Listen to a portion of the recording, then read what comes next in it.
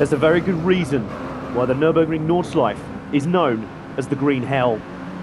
That's because every single lap is 60-mile torturous, arduous racetrack is a mini journey through hell. That's just one lap. Imagine doing that for 24 hours. Only the very best of race drivers are able to survive a twice round the clock journey through the Green Hell. We're going to be finding out who's the best of the best today as we commence, ladies and gentlemen, the 2015 Nurburgring 24 Hours. Good afternoon, ladies and gentlemen. I am Adam Johnson, welcoming you along to this race. I'm incredibly stoked, and I'm also incredibly excited to announce my co-commentator along for this first stint, Adam Weller. Good afternoon. Are you as excited as me for this? You better be. 100%. I've been waiting for this since last February. This year it's going to be even better. We have live stream commentary, which we did not have last year, which is only going to add more to the coverage throughout the race for our viewers. And of course we have this brilliant field of drivers here competing today. This is going to be the pinnacle of our racing here at Court. We really do have a top quality field of drivers lining up for today's race. We have 9 teams ready to take on this beastly track. It is the full Nurburgring Nordschleife, the combination of the Grand Prix track, Formula One use, and right out onto the Nordschleife, the Green Hell itself. Over 160 corners on this track. It is a test of concentration for every single lap. This is less a race against other cars, Mr. Weller, as it is a race against the environment and the lay of the land, and more a battle of survival. Definitely. I mean, if you see someone drop 1 or 2 positions on this first lap, it's not really going to be a long-term issue for them. As long as they keep it out of the barriers and keep a good consistent pace, they have a good chance of winning, since it's, well, almost impossible for someone to have a completely clear run during this 24-hour race. A clean lap in general is almost impossible at this track. It is more a case of survival of who manages to make the least mistakes. We saw this in the VLN build-up races for this round. We had all sorts of drama, we had action, we had changing weather conditions. If you thought this track was difficult enough, there's also a chance of heavy rain, which makes things even more absolutely impossible.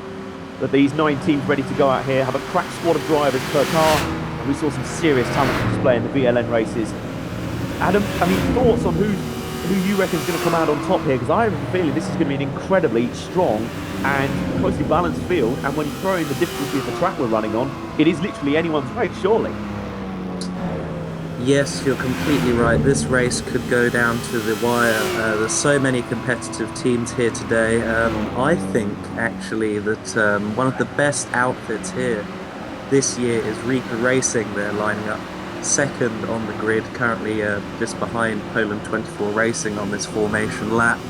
And I think the combination of their drivers is a very strong one. And the Nissan GTR, they've set it up very well.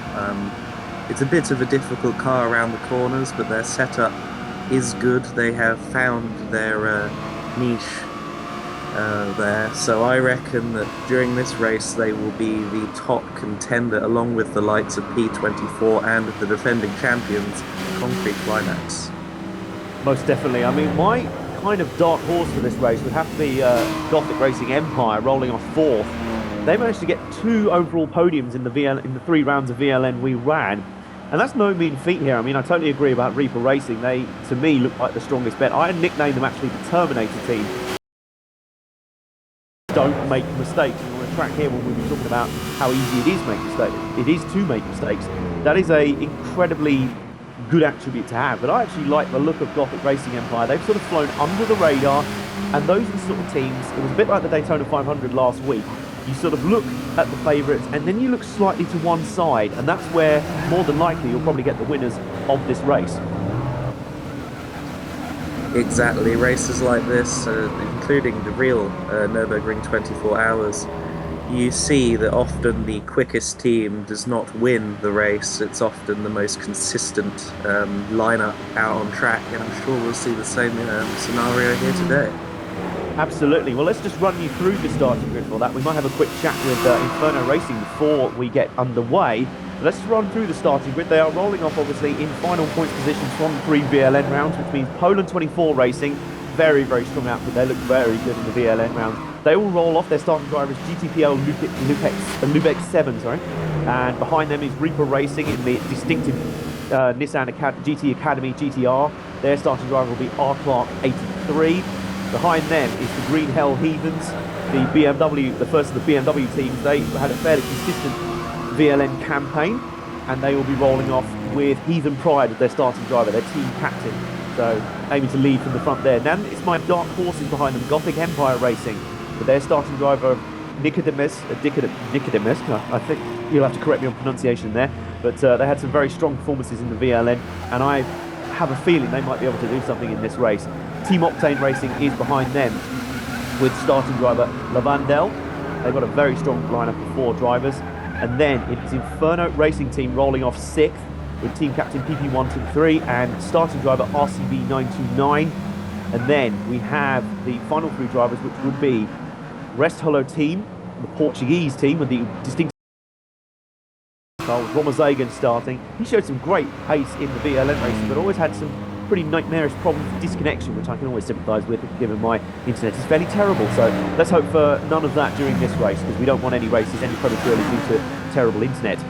And then starting on shotgun on the field will be Concrete Climax Racing and Team Morphine Racing, the duo of the 2 Audis riding shotgun on the field, the yellow and blue Audis. Those cars look fantastic. And Adam, I believe we do have a brief chat with Inferno Racing before we go green here. Yes, I do believe we do. Can you hear us over in America, Inferno Racing? Yes, I can hear you. Loud and clear. Okay, so is this PP123? Yes, this is PP123. Good to speak to you, PP.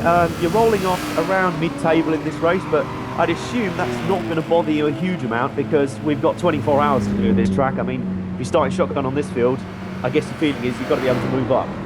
Yep, anything can happen in a 24-hour race. Grid position is somewhat irrelevant. We're just hoping to get the jump into the first corner and not be too aggressive. And as you brilliantly said before, the team that really makes the least mistakes is going to win. Absolutely, it is all about that. I mean, you guys must have had a slightly frustrating VLN campaign. It almost felt like we didn't quite see the best out of the BMW Z4. Do you think you've ironed out such problems? Are you ready? Presumably you are all ready to go for this one. Yep, we got a new setup. We also got a lot of practice in. I've been practicing a lot for the past week or so, for about like 2 to 3 hours a day. And RCB99, who created the setup, made the car pretty much feel amazing. And the car no longer feels as terrible as it used to. And the N24. Excellent, well that's good to hear. It did seem to me, for us watching in the VLN races, that sometimes the car seemed pretty unstable, which on a track like this, you really want the most stable setup underneath you. Have you really sort of, was that what the setup has worked at? Have you kind of compromised outright speed just to get a car that you know can nail lap after lap and be consistent with? Yep, consistency here is really key. If you ever driven one of these GT3 cars, you know that you'll have to fight the car for every single lap, no matter how well you've tuned it. But that kind of what makes the Nurburgring the Nurburgring. It's a challenge like no other. And these GT3 cars, they all have their own faults and quirks, but that's what just makes them special. And I'm pretty sure that all the other teams can say the same thing. Absolutely, I'm a big fan of the... Sorry, Adam, go ahead. Well, I was just going to say they've got their what I think is their fastest driver, RCB, at the wheel for the start. Are you actually looking to move up? I know you've said you're comfortable in your current position, but are you going to try and make up a few places in the early going?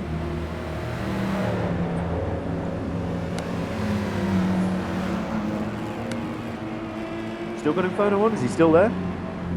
Yeah, I'm still here. The call just cut out a bit. Oh, that's okay. Did you want Adam to repeat the question there?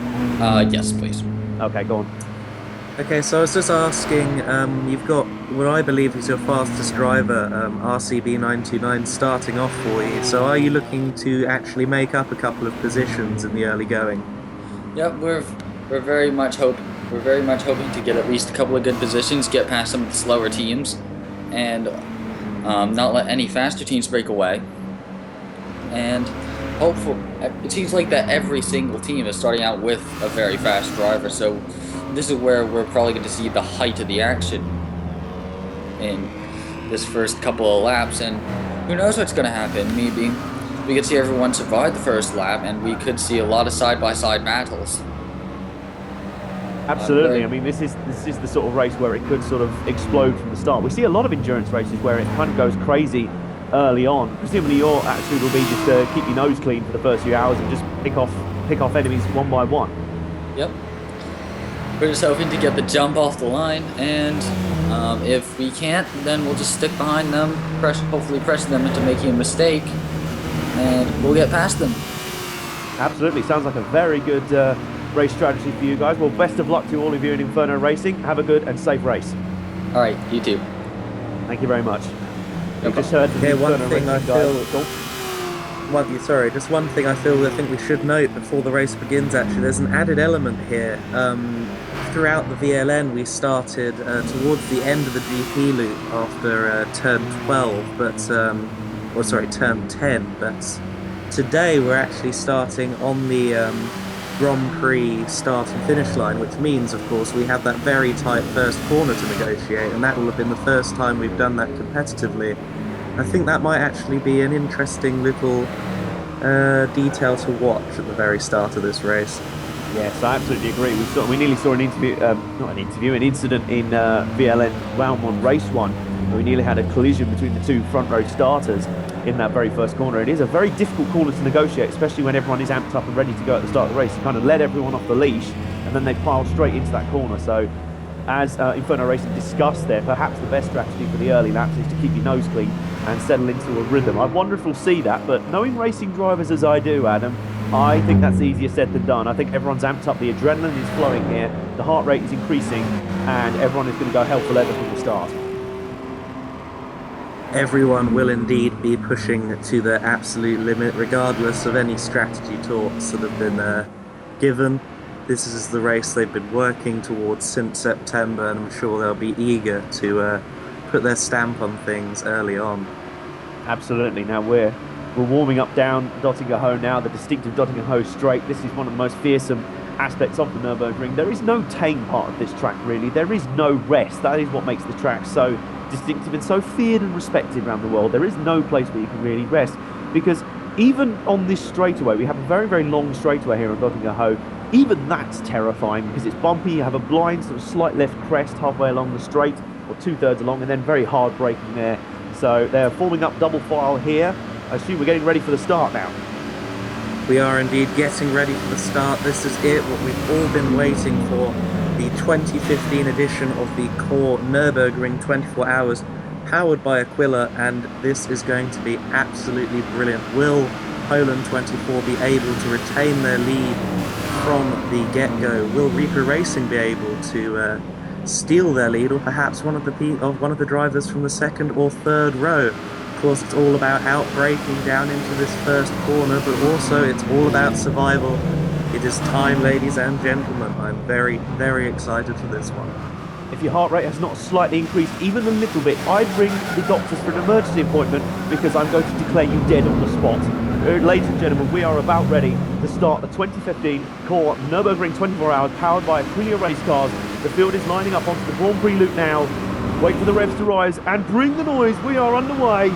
Full speed ahead here. Looks like Poland 24 Racing has got a great start to the line. Yes, LSAMG has been fired out of a car cannon there. The Reaper Racing right under the rear wing of that huge LSAMG. Has to go to the outside here. Looks round the outside. This is going to be huge. I told you they were going to go hell for leather right from the start. Gothic Racing Empire still battling side by side with Green Hell Heathens. He makes a position up on the start, up to third place. My dark horse is already putting my bet right there as we move out onto the Grand Prix loop. So Poland 24 Racing protects their lead initially. Reaper Racing slots in second. And we have Gothic Racing Empire moving up to third ahead of Green Hell Heathens. And we've had some incidents near the back. Octane Racing now near at the back. They've dropped back in their distinctive silver Corvette. It also looks like they may have some rear damage there. And we've got two of the BMWs battling away. There's been a bit of a skirmish in the back there from about fifth on back. It is all carnage. Adam Weller. I think there may have been something with Inferno Racing actually, because just as Octane Racing really dropped back, Concrete Climax managed to slot in for 5th place, which is a gain of 3 positions, so good going from Concrete Climax early on. But I think Inferno and Team Octane Racing may have had a bit of contact in that first Absolutely, absolutely did not want to do. Now, we didn't mention much of Concrete Climax and that racing squad, as they're already making another move here, moving up on the inside of Green Hell Heathens. They are really making ground early.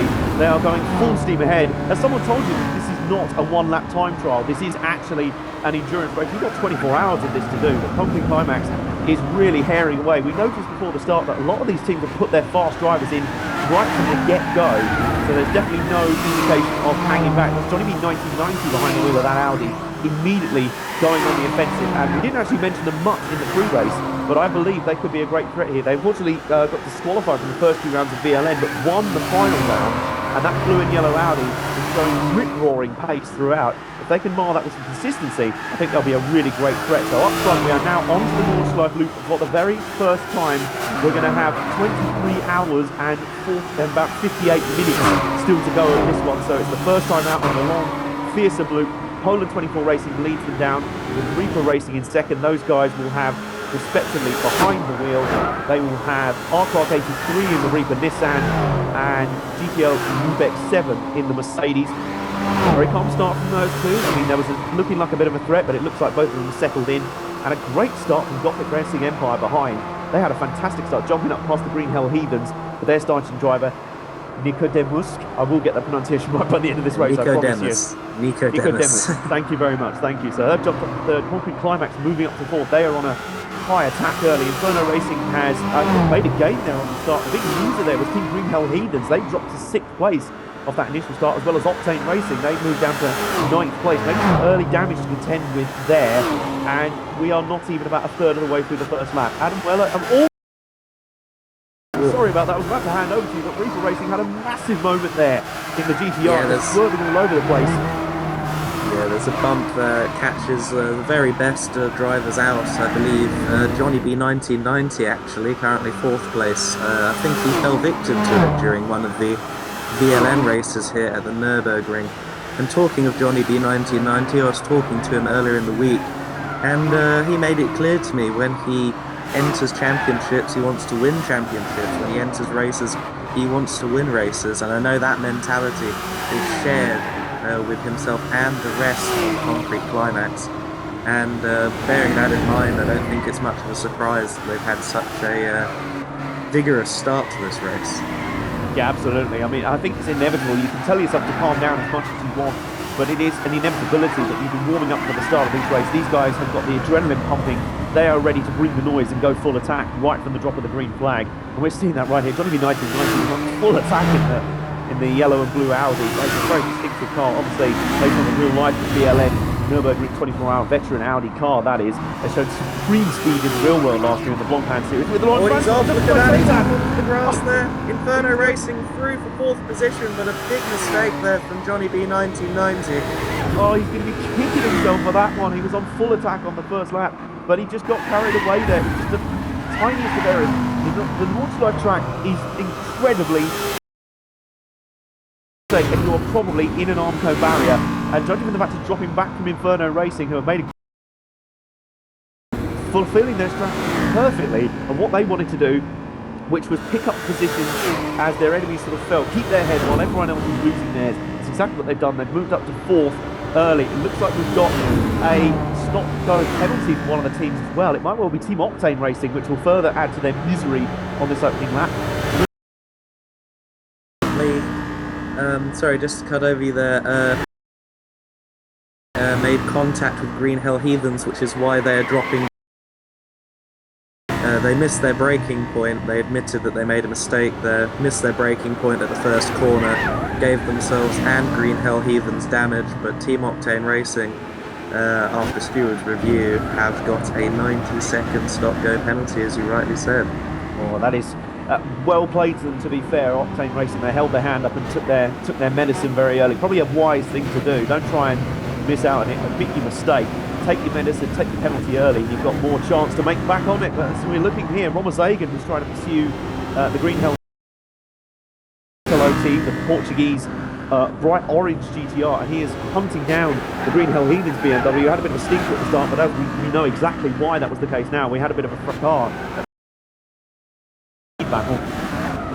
We also have Team Morphine in the other blue and yellow Audi along to the right here, so it's a paint train forming here, 6 through 8. There are battles all around this race already, and we are not even a lap into the 2015 Nurburgring 24 hours powered by Kia. Absolutely great racing so far, and I'm sure we're building up to more great racing as the race goes on. Of course, Restolo that we're currently watching, they had consistent and very abrasive support as well. There was all sorts of good luck messages to the team throughout the race. I'm sure we'll see more of that this season, but they're just being careful at the moment. I think this is a good move from Restolo. Obviously the Green Hell driver does not have full control, and therefore Romy is backing off, which is a good move from them. I'd say very wise. I mean, at least someone in this field, remember we are here for a twice around the clock endurance race. We are not a sprint, this is not even a VLN race, which were 3 hours long, where such mistakes would be quite difficult to fight back from. The problem we have here, obviously, is that the field is so competitive and so closely matched. If you do make a mistake, it is unbelievably difficult to make it up from. I mean, we saw people make mistakes in a 3-hour VLN race at the start of the race and only really get back into contention by 2.5 hours on the clock. I mean, it was just unbelievable how closely matched the field is, but I believe with 24 hours on the clock, you've got a lot more time to control your destiny, and obviously a lot more time for people to make mistakes and help you out. So back to the lead here, we have Poland 24 Racing continuing to lead, matching a shadowing him at the moment.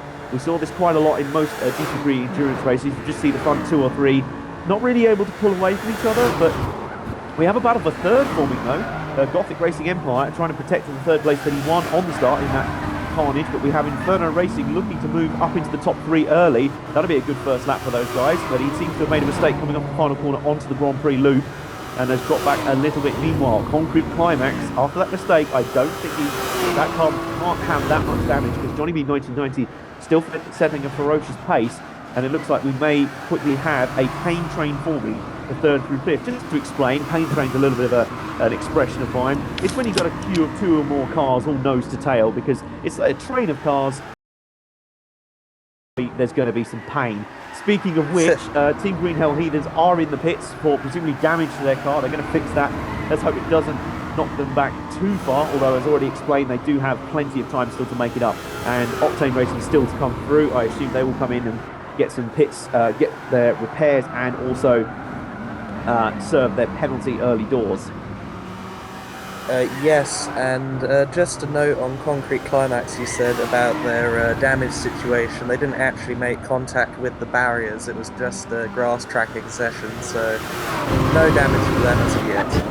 Yep, and we're also hearing that Green Hell Heathens might be having a driver change on this very first lap. They're probably taking Heathen pride out of the car. Maybe they're just thinking, well, he's pretty frustrated, he's pretty heated after that initial contact, and he jumped out, and Heathen's GTR is now in the car, so he will settle in and hopefully try and just get some laps on board for Green Hell Heathens. Have we had a disconnection? It looks like Octane Racing may have bailed out. No, it's still there. No, it's still there. My apologies. It's just the timing screen didn't show Octane Racing for a second. It'd be a bit unwise to bail out so early into a 24-hour race. You've still got everything to play for, and that's exactly the attitude of Inferno Racing here. He's hounding the back pump with the Gothic Racing edge in that Swedish Racing green Mercedes SLS, or perhaps after that whole dress debate. Maybe it's white and gold. I have no idea. But he's hanging on to third place right now. He made that position up early. A little wheel on the grass there as they come through the first section of the Nordschleife, and Concrete Climax with Johnny B 1990 just lurking a little bit behind, as if to say, yeah, you guys have a play, because as soon as you break something, as soon as it all falls to pieces, I'll be there to pick up the pieces and poach third off you guys. Very, very smart strategy this early in going. Let everyone else fight. You run your own race. The Green Hell Heathens having Mint GTR in the car, that's going to be very interesting. He's a very other quick driver in a BMW PP123, hounding the back of Nico Demas in that, what I think is a Swedish Racing blue Mercedes, and think that there might be a move coming up very soon because he's very close to the back of him. And will Johnny B1990 be able to capitalise, hounding the two of them back there in 5th? I figure so. The way these guys are battling, it would not surprise me if we see a move coming up very, very soon for these guys. Inferno Racing, they are looking to make positions where they can. And they clearly feel like they have car speed on the Gothic Racing Empire Mercedes, and I believe they do at this point. The Gothic Racing car is at the moment the cork in the bottle. As we're already looking here, these are very high-speed sections we're going through here. High-speed corners that you wouldn't really put down as overtaking opportunities. Inferno Racing are trying to disprove that theory. Good luck with that. You have bigger man parts than perhaps we do if you're going to try and make an overtake through there. Yeah, I do actually think there's a bit of racing or RCB 929 at the moment, because at the key braking zones he does seem to be backing off the back of Gore a little bit, but that being said, he could surprise us any time. Absolutely, the way this race is going, we've already had controversy to start this one off. It wouldn't surprise me if that set the tone through the race. Team Octane Racing, we believe, have taken their penalty now, and yes, I don't think they've had any driver change yet, unless you want to prove me wrong on that one, Mr. Weller. Yet to stop. Concrete Climax does look to be closing up on this battle for 3rd place, though. Look at that, look at that. The Audi R8 for a bit of a wiggle on the exit of that corner. Johnny B1990 wants his 4th place back after that early mistake, I think. Oh, absolutely. He will be steaming after that early race. The way to start the race and make a mistake in the first lap, you will be absolutely heated in that car. You can see the red mist inside the cockpit of that Audi at the moment, and this is definitely a pain train now. We have the Gothic Racing Empire Mercedes trying to make that Mercedes about 3 car widths wide, or about the width of 2 lorries on the M25 hogging the inside lanes. That's about as wide as that SLS is right now. It's bright blue, and he's got a bright white BMW all in his mirrors right now, and Concrete Climax is howling the back of the BMW. Whoa. A little bit of a touch on the grass there, a little bit sideways. This is just, no one dares blink here. This is like an old Western duel. Who blinked first? And at the moment it seemed to be Inferno Racing, but they got away with it and they retained.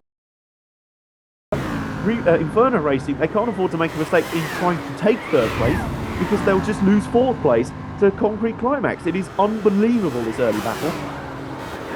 It is unbelievable to see how close they are getting, and that was a lucky moment there for RCB 929. Managed to keep the car relatively straight after that kick up of dust, and basically tried to spear him across the track into the barriers. Well held, I would say. Yeah, very well held, I'd say. Reminiscent of Jamie Whincup in the V8 Supercars this morning, and he lost. And we've got some cheeky flashing of the lights from Concrete Climax behind, as if he wasn't making his intentions clear enough that he wants that 4th place. He's now flashing the lights, which, if you don't know, is race driver code for "get out of my way now." As if you hadn't figured that out already by the fact I've got a big blue and yellow Audi that's filling your rear view mirrors. And I'll tell you what, at the moment, this is the sort of track where you have to have eyes on the road at all times. But these drivers are going to be trying to split one eye on the road and one eye on the rear view mirror. It is ridiculously tense right now. And Inferno Racing, a great save after nearly bailing it into the barriers very early. And now he's back up on the rear bumper of Gothic Racing Empire. He definitely has car speed on the 3rd place car, but he just does not have. He just has to be patient, which is very difficult to be. Race drivers do not know the word patience. It's just not in their lexicon, because everything they're built to do is to be as fast as possible and to be as ruthless as possible. But at this track, where overtaking opportunities are actually quite sparse, that's exactly what you have to do. Just got a little bit of air off one of the rumble strips there. It's this sort of track. You literally, if there's one racing line, and then anywhere to the left or to the right is either airtime, near disaster, or total disaster. This is that sort of track. There are no second chances around here. As this furious battle continues here, we have Gothic Racing Empire still holding on. I mean, it appears to have recovered speed here. There just seems to be sections where Inferno Racing appears to close up, and then also they'll have Concrete Climax closing up behind them. Johnny 1990. This is a crazy battle that we're now just going to switch away a little bit from as we move back to the front, where nothing really has changed so far. Poland 24 Racing continues to lead with their starting driver, which would be GTPL Lubeck. and R Clark 83 continues to shadow them in the Reaper Racing Nissan. This has been basically the pattern of the race so far. Those guys definitely trying to be in it to win it. They don't want to bail off. Inferno Racing look like they're going to make a move on Gothic Empire there. Through into third position along the long, dotting a straight. Looks like they're going to be able to hold it as they head towards the GP loop. Your pain train is becoming a 3 wide pain. Daytona 500, they're trying to go 3 wide down the... And now they're tandem drafting as Inferno Racing will hold on to third place. He takes it in spectacular style. Was not expecting a move to come there, but he runs a little bit wide on the final corner over the grass there. That was very close, but he holds it together. But Gothic Racing Empire comes back to the inside. They'll be looking here. They're going for it. Coming through the middle. You can't do that. Cross your fingers and wince and hope for the best. They're all going to make it through the first turn cleanly. Concrete Climax may end up snatching third out of this. No, Inferno Racing going to be on the outside, back to the inside. Is he going to keep third? He is! I think Brilliant he is. driving from everyone involved there. Inferno Racing retaining their third position, or have they? Gothic Racing Empire, they won't be able to make a move around the outside. Your Inferno Racing, great driving from RCB 929 to retain that third place. A word of congratulations to Johnny B9. Concrete Climax Audi. Very good of him there to just back out in that first corner skirmish. And I think that might pay off now because Gothic Racing Empire have gone wide. Concrete Climax up the inside there. Not going to be able to make the move. This is a brilliant battle. This is an absolutely sensational battle. I think those guys went 3 wide down the main straight and then it came to the first corner and they all looked at each other and went, do you know what, guys? I don't think this is such a good idea. We could all see the impending disaster and how they all made it out of that. Oh my goodness! I think Concrete Climax made it... judging by the cameras there, it looked like the Audi had speared off to the right, but he has kept it on the road. This just spells trouble all over it. I'm amazed we all made it through cleanly. But, ladies and gentlemen, what we've just seen is proof that we are dealing with some of the most talented here today. Concrete Climax are looking on the outside of the turn 12 on the Grand Prix track before they head round to the Nordschleife. That, again, was never going to work, but I think it is clearly obvious that Gothic Racing Empire here, the poor old Swedish, is definitely the cork in the bottle here because Inferno Racing have moved clear now that they've made the audacious pass there. And I was going to say a pass on Dotting a Hoe from a BMW because they apparently have been down on straight line speed. It's all about straight line. The BMW using the draft well, as we said, looked like the end of the Daytona 500. And he managed to make the pass and then hold on to it in that outrageous 3 white moment. If you wanted something for the highlight reel, we've got a clip for it early on. Indeed we do. That's an absolutely brilliant moment there. And well, for new viewers to the N24, people who perhaps didn't watch last year, many more of those now. Concrete Climax at blue flats of all places, looking a little bit up the inside of that Gothic Racing Empire Mercedes. Crazy, crazy stuff. It is an insane race so far. They obviously have not taken any of our advice to heart. They have just gone, yeah, you know, we're racing for 24 hours. Patience? Nah, that's overrated. We don't need any of that.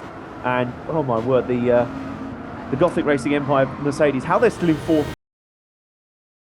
Resilient display of defensive driving, but it also may point to the fact that they're going to need to make some tweaks to the setup here as Concrete Climax looking around the outside there. You can't overtake him. He just has. He has made an overtake. How have you done that? I am not wearing a hat right now, but if I was, I'm going to tip it for you.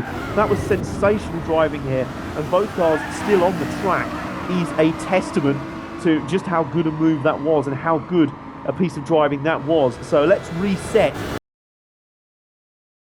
Let's reset for you. Inferno Racing are up to third, and in fourth place now are Concrete Climax with driver Johnny B 1990. Gothic Racing Empire have fallen to fifth after brilliantly hanging on for as long as possible to their third place spot that they won off the start.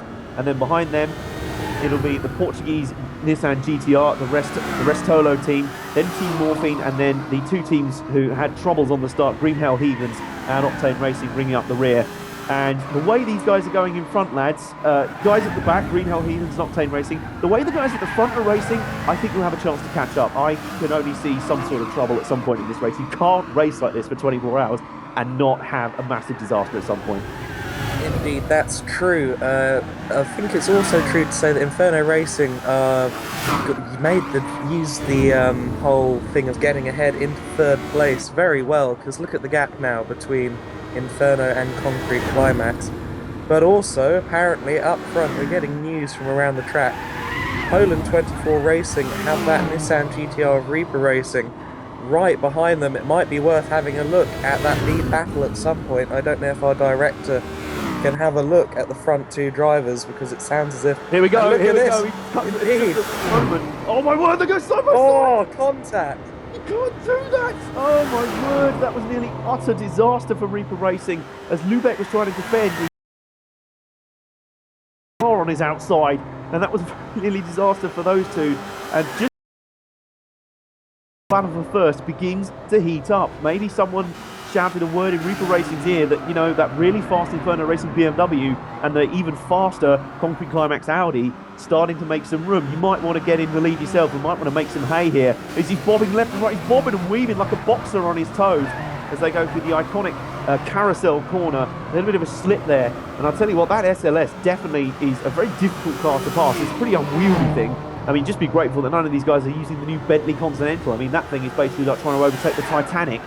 But Reaper Racing trying to make a good fist of it, and those guys really doing well. Arcar K3 deserves absolute credit as well as GTPL Lubeck. Both of those guys putting in a great performance. It looks like Arcar K3, after being bitten a little bit there, he's once bitten, twice shy. You know what? I'm happy to sit in second for now if it means we're still going.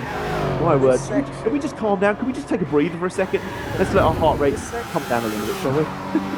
This section of track doesn't really suit the GTR that well, but once we're on the Dottinger Straight, I think we could see another one of those slipstream moves by Reaper Racing, because that car has proven to be very quick in a straight line. We're getting news.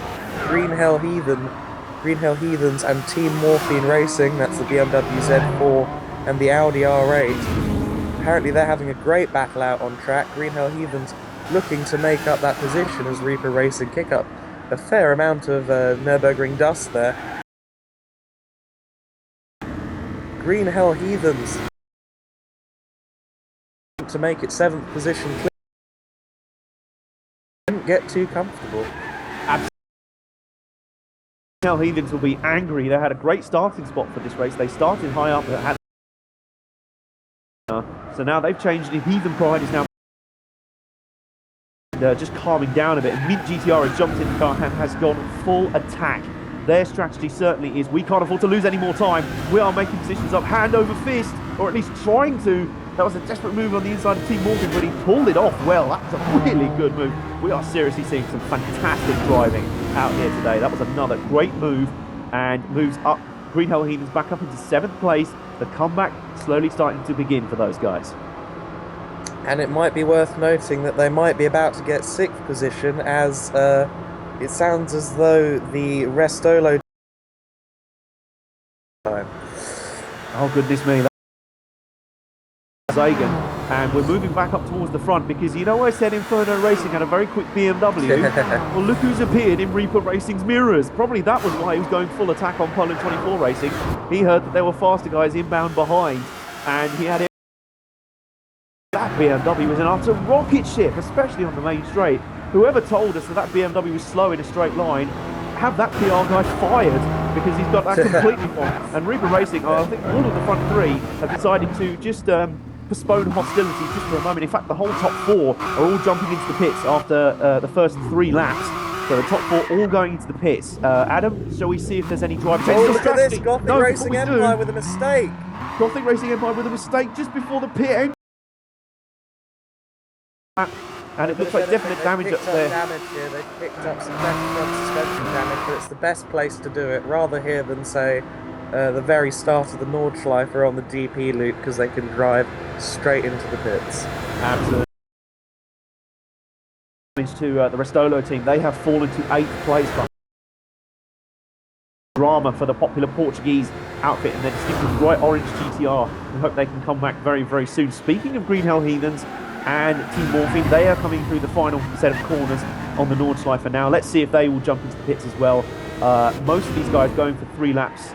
No, I believe they're staying out. I think they are staying out, so it's got to be possible to do 3 to 4 lap stints here, Adam.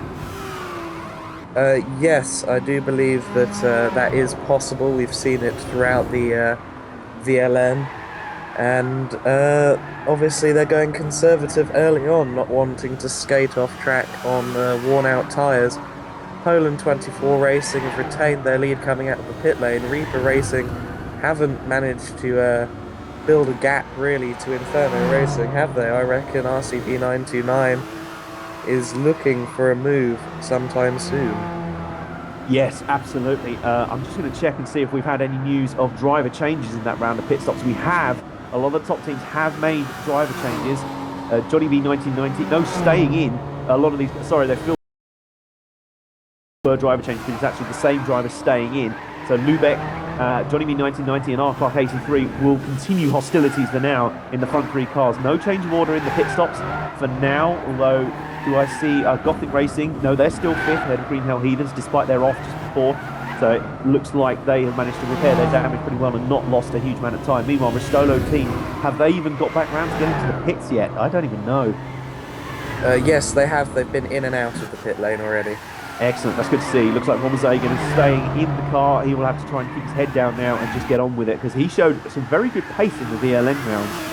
I figure those guys might well be a dark horse, but this is not going to aid them very well. But as we said before, if you're going to make a mistake in this race, best make it in the opening hour. We are about, how long are we now into this race? Let me just check the clock. We're about 27 minutes into the 2015 Corn Nurburgring 24 hours powered by Kuya race cars, and a little bit of dirt being picked up there by the Poland 24 Mercedes.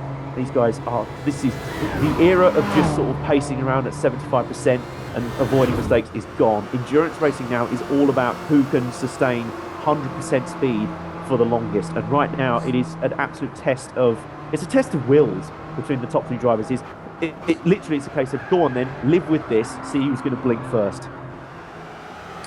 Indeed it is, and that's very exciting stuff for everyone involved. Reaper Racing have built a gap to Inferno, and by consequence, once again they're right up these SLS from Poland 24, GTL Lubeck 7, to be watched. I don't think he's going to be able to do anything else. That GTR is very distinctive. I swear he made a move there already and it nearly didn't work. Clark obviously didn't learn from that one. He tried to make it again and almost got bitten again. Just like Italian rugby plot Martin Castrogiovanni, he got bitten on the nose by a dog. I think Clark nearly had the same thing happen to him in metaphorical terms in terms of motor racing. I don't even quite know what I'm talking about. This is the effect that the start of this race has had on me. It's been utter chaos. Apparently, Green Hell Heathens and Gothic Racing Empire are rather close to each other on track. Obviously, Green Hell Heathens did not pit at the end of the last lap, whereas the top five did. And that might lead to a top five position for the Green Hell Heathens squad, who have also obviously made a pit stop already after that first lap damage. Yes, they have. They did make that early pit stop to repair the damage, so that'll be why they're running a lap ahead of everyone else in front of them. So it looks like they're trying to close in on Gothic Racing Empire. I'm starting to get worried about Gothic Racing Empire. You know, they battle so hard to protect the position from Inferno and Concrete Climax, but now that's happened, they may. It just looks like that car is starting to struggle a bit for pace. The very distinctive Swedish Racing Blue Mercedes SLS. There it is right now, and you're right, it is being hounded with Mint GTR behind the wheel at the moment, and he's coming right up behind him now, sniffing all around.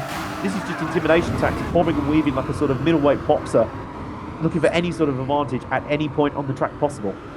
Yeah, well, when you see a team make a mistake like that, even the Terminator team, as I believe you when you see a team make a mistake like that, you're going to take advantage of it. You're going to see if you can force another mistake out of them. And I think that's exactly what Mint GTR is doing at the moment. Perhaps under tuition of the likes of Heathen Pride and TDZ Dave, who have both had N24 experience.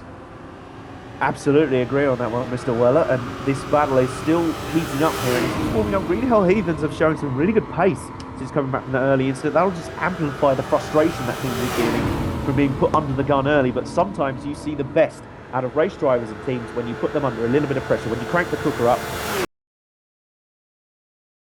completely fall apart, or you really step up to the mark. decision to put a new driver in the car early doors really appears to be paying off. The Quint GTR is setting some ferocious speed out of there. There's a streak of flame coming out of that BMW at the moment. It's like the Roadrunner from Roadrunner and Coyote. And well, that charge has been slowed a little bit by Gothic Racing Empire, but once again they're on the defensive. They've got to be bored of constantly looking in their mirrors, haven't they? We've had a change for the we have had a change for the lead. Whilst we were talking about that battle back in the pack, we have had a change for the lead. Reaper Racing and R Clark have made their way to the lead, and we could see that one coming with the Inferno Racing BMW growing bigger and bigger in the rearview mirrors of that GTR. He has finally made a move to the lead stick, and it looks convincing as well. He's not just moved through, he has pulled out to about what looks like a 1.5 second lead over the Poland 24 Mercedes. That ferociously fast Inferno Racing BMW. I reckon we might have another pain train on the loose. If those two in second and third place can regain some time from Reaper Racing, from our Clark 83, we could have another pain train. 24 Racing are focusing on regaining their lead. They're focusing on retaining second. Now it's almost like, again, going back to my boxing analogy, it's one of my favourite ones. When you get hit in an overtake, it is like one punch, and it's very easy while you're just. It looks like that for now. Poland 24 are pretty rattled at the moment. They've lost the lead that they held that lead, and now it looks like they may well be about to lose second place as well to the Inferno Racing BMW, which has set a sterling pace. I tell you what, those BMWs are really turning up the wick at the moment. We didn't really look to them as kind of pace setters early on. We were looking more at the likes of the Mercedes SLS teams and the Nissan GTRs and the Audi R8s, but those BMWs are really turning it up. Now, if you just see what happens here, we're coming on to Dottingerho now. The Poland 24 racing car has that Inferno Racing BMW tucked right under the back splitter, the back spoiler. Let's see if we can pull off a draft here, because one of the BMWs earlier, I believe it was Inferno Racing, that was how he made the move on the Gothic Racing Empire Mercedes. Let's see if he can do the same thing. Nope, doesn't look like it. Looks like Poland Racing. No, actually, look at that. He's actually coming towards him. Gonna bridge. He's going to take second place, or is he? I think Poland 24 Racing need to yield. Oh, shut your eyes and hope for the best. Cross your fingers. Kicking up dust. So close, but Poland 24 holds on to second. That was through gritted teeth and crossed fingers, I think. How that didn't end in utter disaster. But Inferno Racing, surely they are, if there's some sort of bravery award out there, they are winning it right now. They are putting their car in positions that no one else dare, where Eagles dare, or in this case, where BMWs dare. And we're coming down towards the first corner on the Grand Prix loop. Poland line there, defensive line, and Inferno Racing says, you know what, I've already passed someone around the outside here already, I'll try it again. This time, not so lucky. Goodness me.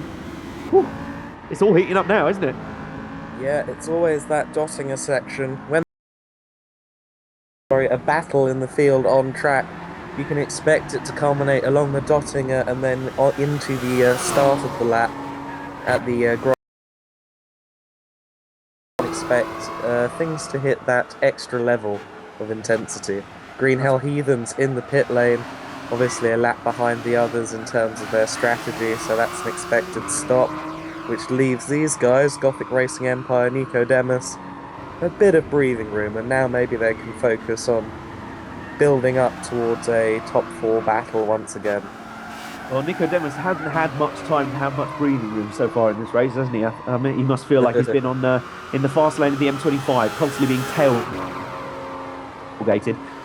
So finally he'll be able to settle down and perhaps get into some sort of rhythm there before handing over the car in a bit on the next round of pit stops. As you're right, Green Hell Heathens will pit in, they will settle back into their 6th place spot. As far as I know, I think they've got a comfortable gap on Team Morphine in Bristolo Racing and Octane Racing are riding shotgun on the field. There is the Green Hell Heathens car.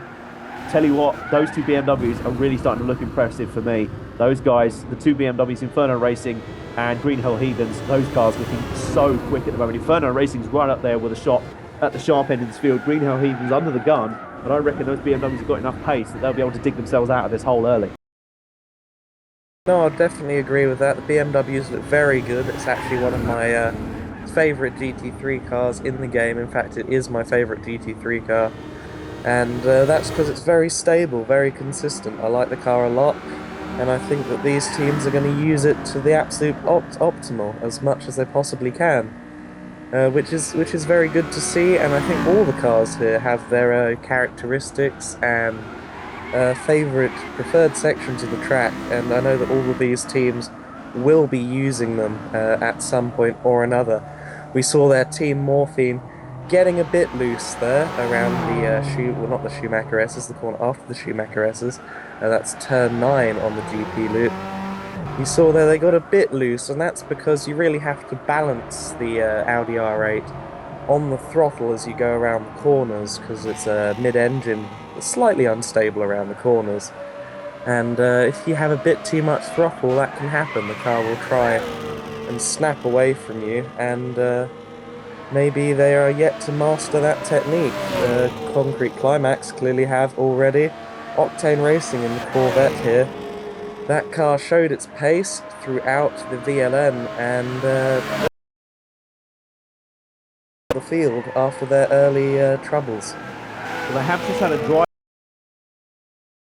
Play 117 handing over to Cobra 75, so we'll see if a new driver can help out there. Meanwhile, we go back to the front, and this battle at the sharp end. Reaper Racing and R-Clark have sodded off, to coin the term. They have really started to put themselves in the lead of this race, put themselves in command, and GTPL Lubeck in the Poland Racing, in the Poland 24 Racing Mercedes, their main concern is not reclaiming the lead, it's about keeping that damn Inferno Racing BMW off their back. And he's starting to really, having a look, he's sort of like a dog with a bone, isn't he? He's starting to sniff around going, where is there? Where's there a gap? There's a gap around here somewhere, come on, I'm going to be in that gap. And knowing Inferno Racing and the drive they've put in so far, we can't leave that space open for a second. And may I just point out, who's lurking in the back of shot in 4th place? Yeah, it's the... Oh, look at this, Poland 24 into the barriers. There's the mistake. There's the mistake. Yeah. Inferno Racing were very lucky not to be collected in that spin. Poland 24 and never the wall contact that intense. Concrete Climax will be looking to take that 3rd position, but it looks as if the car seems to be keeping relatively straight and true after that. I can't believe that they didn't get damage from that. They must have done. They must have done. This must be a false flag, surely. That Poland 24 race.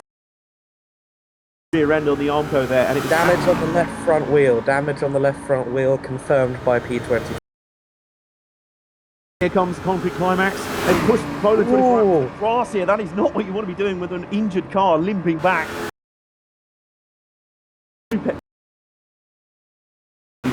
With tis but a scratch is their attitude on that car, but unfortunately I think from the suspension of that car. And once again, Concrete Climax sniffing around, lurking. Inferno Racing up to 2nd. Let's just reset the order for you. Reaper Racing in a comfortable lead right now. Inferno Racing move up to 2nd. What a move up to the field with those guys. We spoke to them before the race. They wanted to move up early and make sure they were in it to win it. I think they've just about done that pretty well, don't you? Oh yeah, definitely. They've done that extremely well. Testament to the skill of the team. Of course.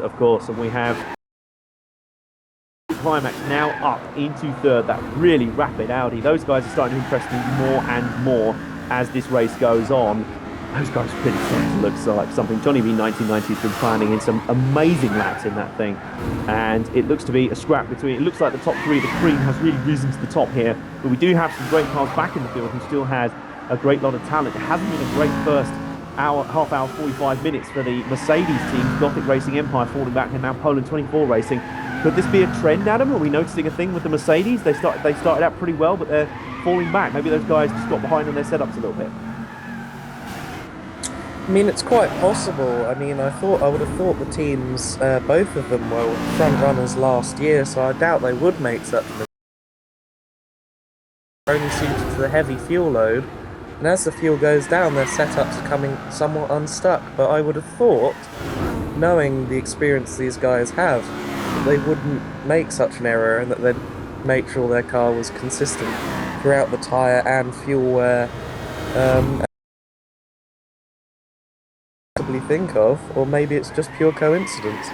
Maybe it's pure coincidence. Maybe the downfall of both the Mercedes are coming at around the same time, and they're not actually linked. Maybe we're reading too much into it. That's something we're guilty of doing sometimes as commentators. Now, let's reset. We're up the front here. Reaper Racing, which is having a look at the timing stream here. They are 4.9 seconds up at the last checkpoint on Inferno Racing, so that's a good lead that R-Clark has moved into, and with a very strong driver to move into that car I only expect that lead to grow. Glenn Owls, who showed incredible pace. He is the guy I nicknamed the Terminator in the VLN races, because when that guy makes a mistake, you note it down. It doesn't happen often. So I feel like Inferno Racing have got great pace on them. Indeed, they have closed up to 3.7 seconds now behind that car. So I believe if you're going to make a move, Inferno Racing, make it now, because when Glenn Owls gets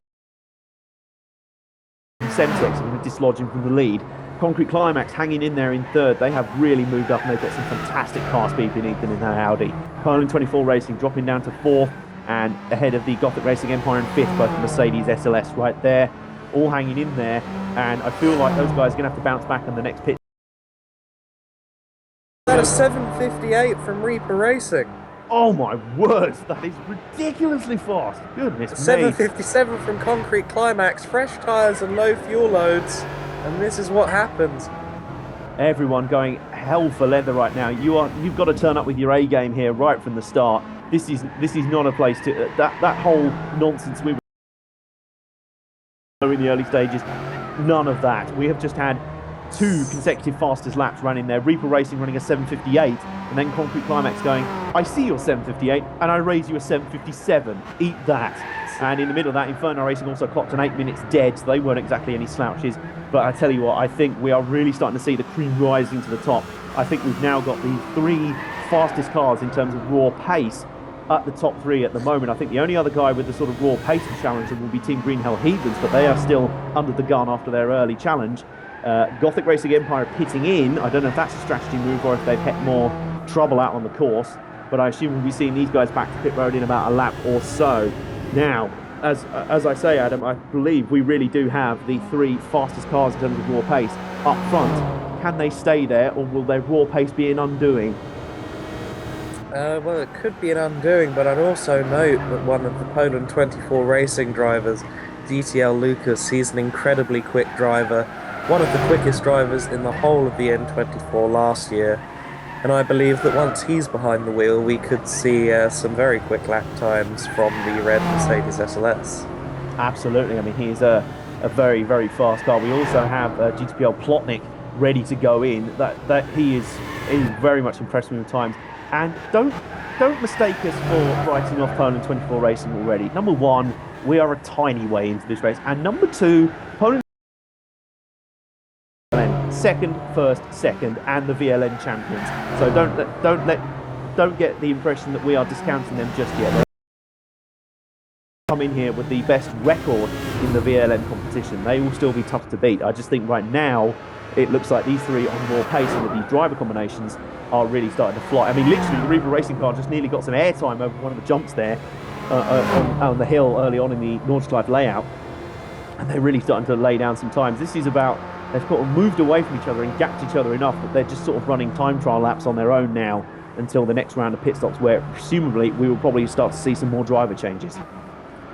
Yeah, just a note in terms of the Gore team, they did indeed have damage on the last lap. Not sure where that happened, but there was indeed more damage for Gore, which is a blow. Are back up into the top 5. Yes, their comeback continues apace, and I really do believe those guys, those 2 BMWs, are really set up well, and they've ironed out the bugs. I mean, in the VLN series, they were often, it looked to me anyway, like those cars were very unstable and very difficult to drive. I mean, Heathen Pride certainly had some problems with those cars sometimes, but both they and Inferno Racing, the BMWs, really looked sorted out today and looked like good, consistently fast cars. But there is a car that's looking a little bit faster than Inferno Racing right now, and he's just lurking in the back of shot. It's the 3rd place Audi. I'm going to call him the Shadow, because that's basically been his role so far in the race. Just Shadow in the back. I'm here, I've got my eye on you, and as soon as you make a mistake, I am pouncing. He's like a sniper, not an American sniper, more a British sniper, or a German sniper, I don't know.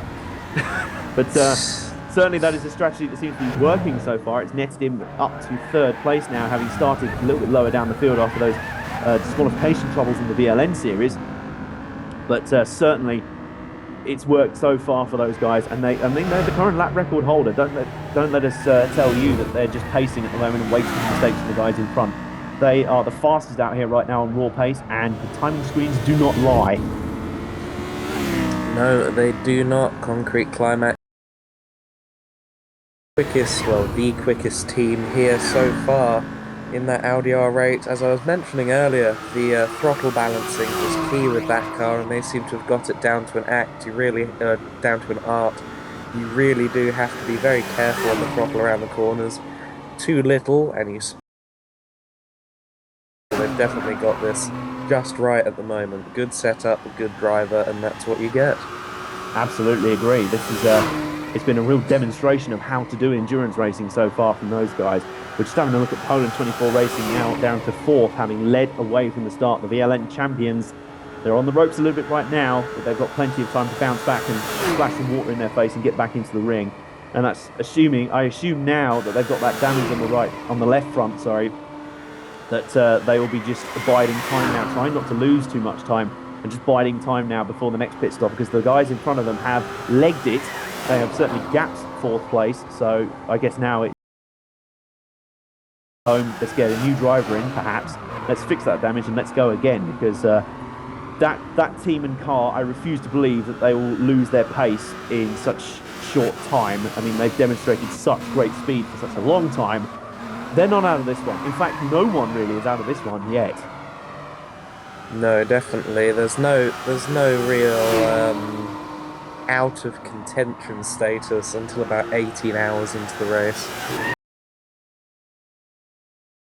Races. I mean, the real Nurburgring 24 hours often has up to 160, 180, 200 cars entering it in all sorts of classes.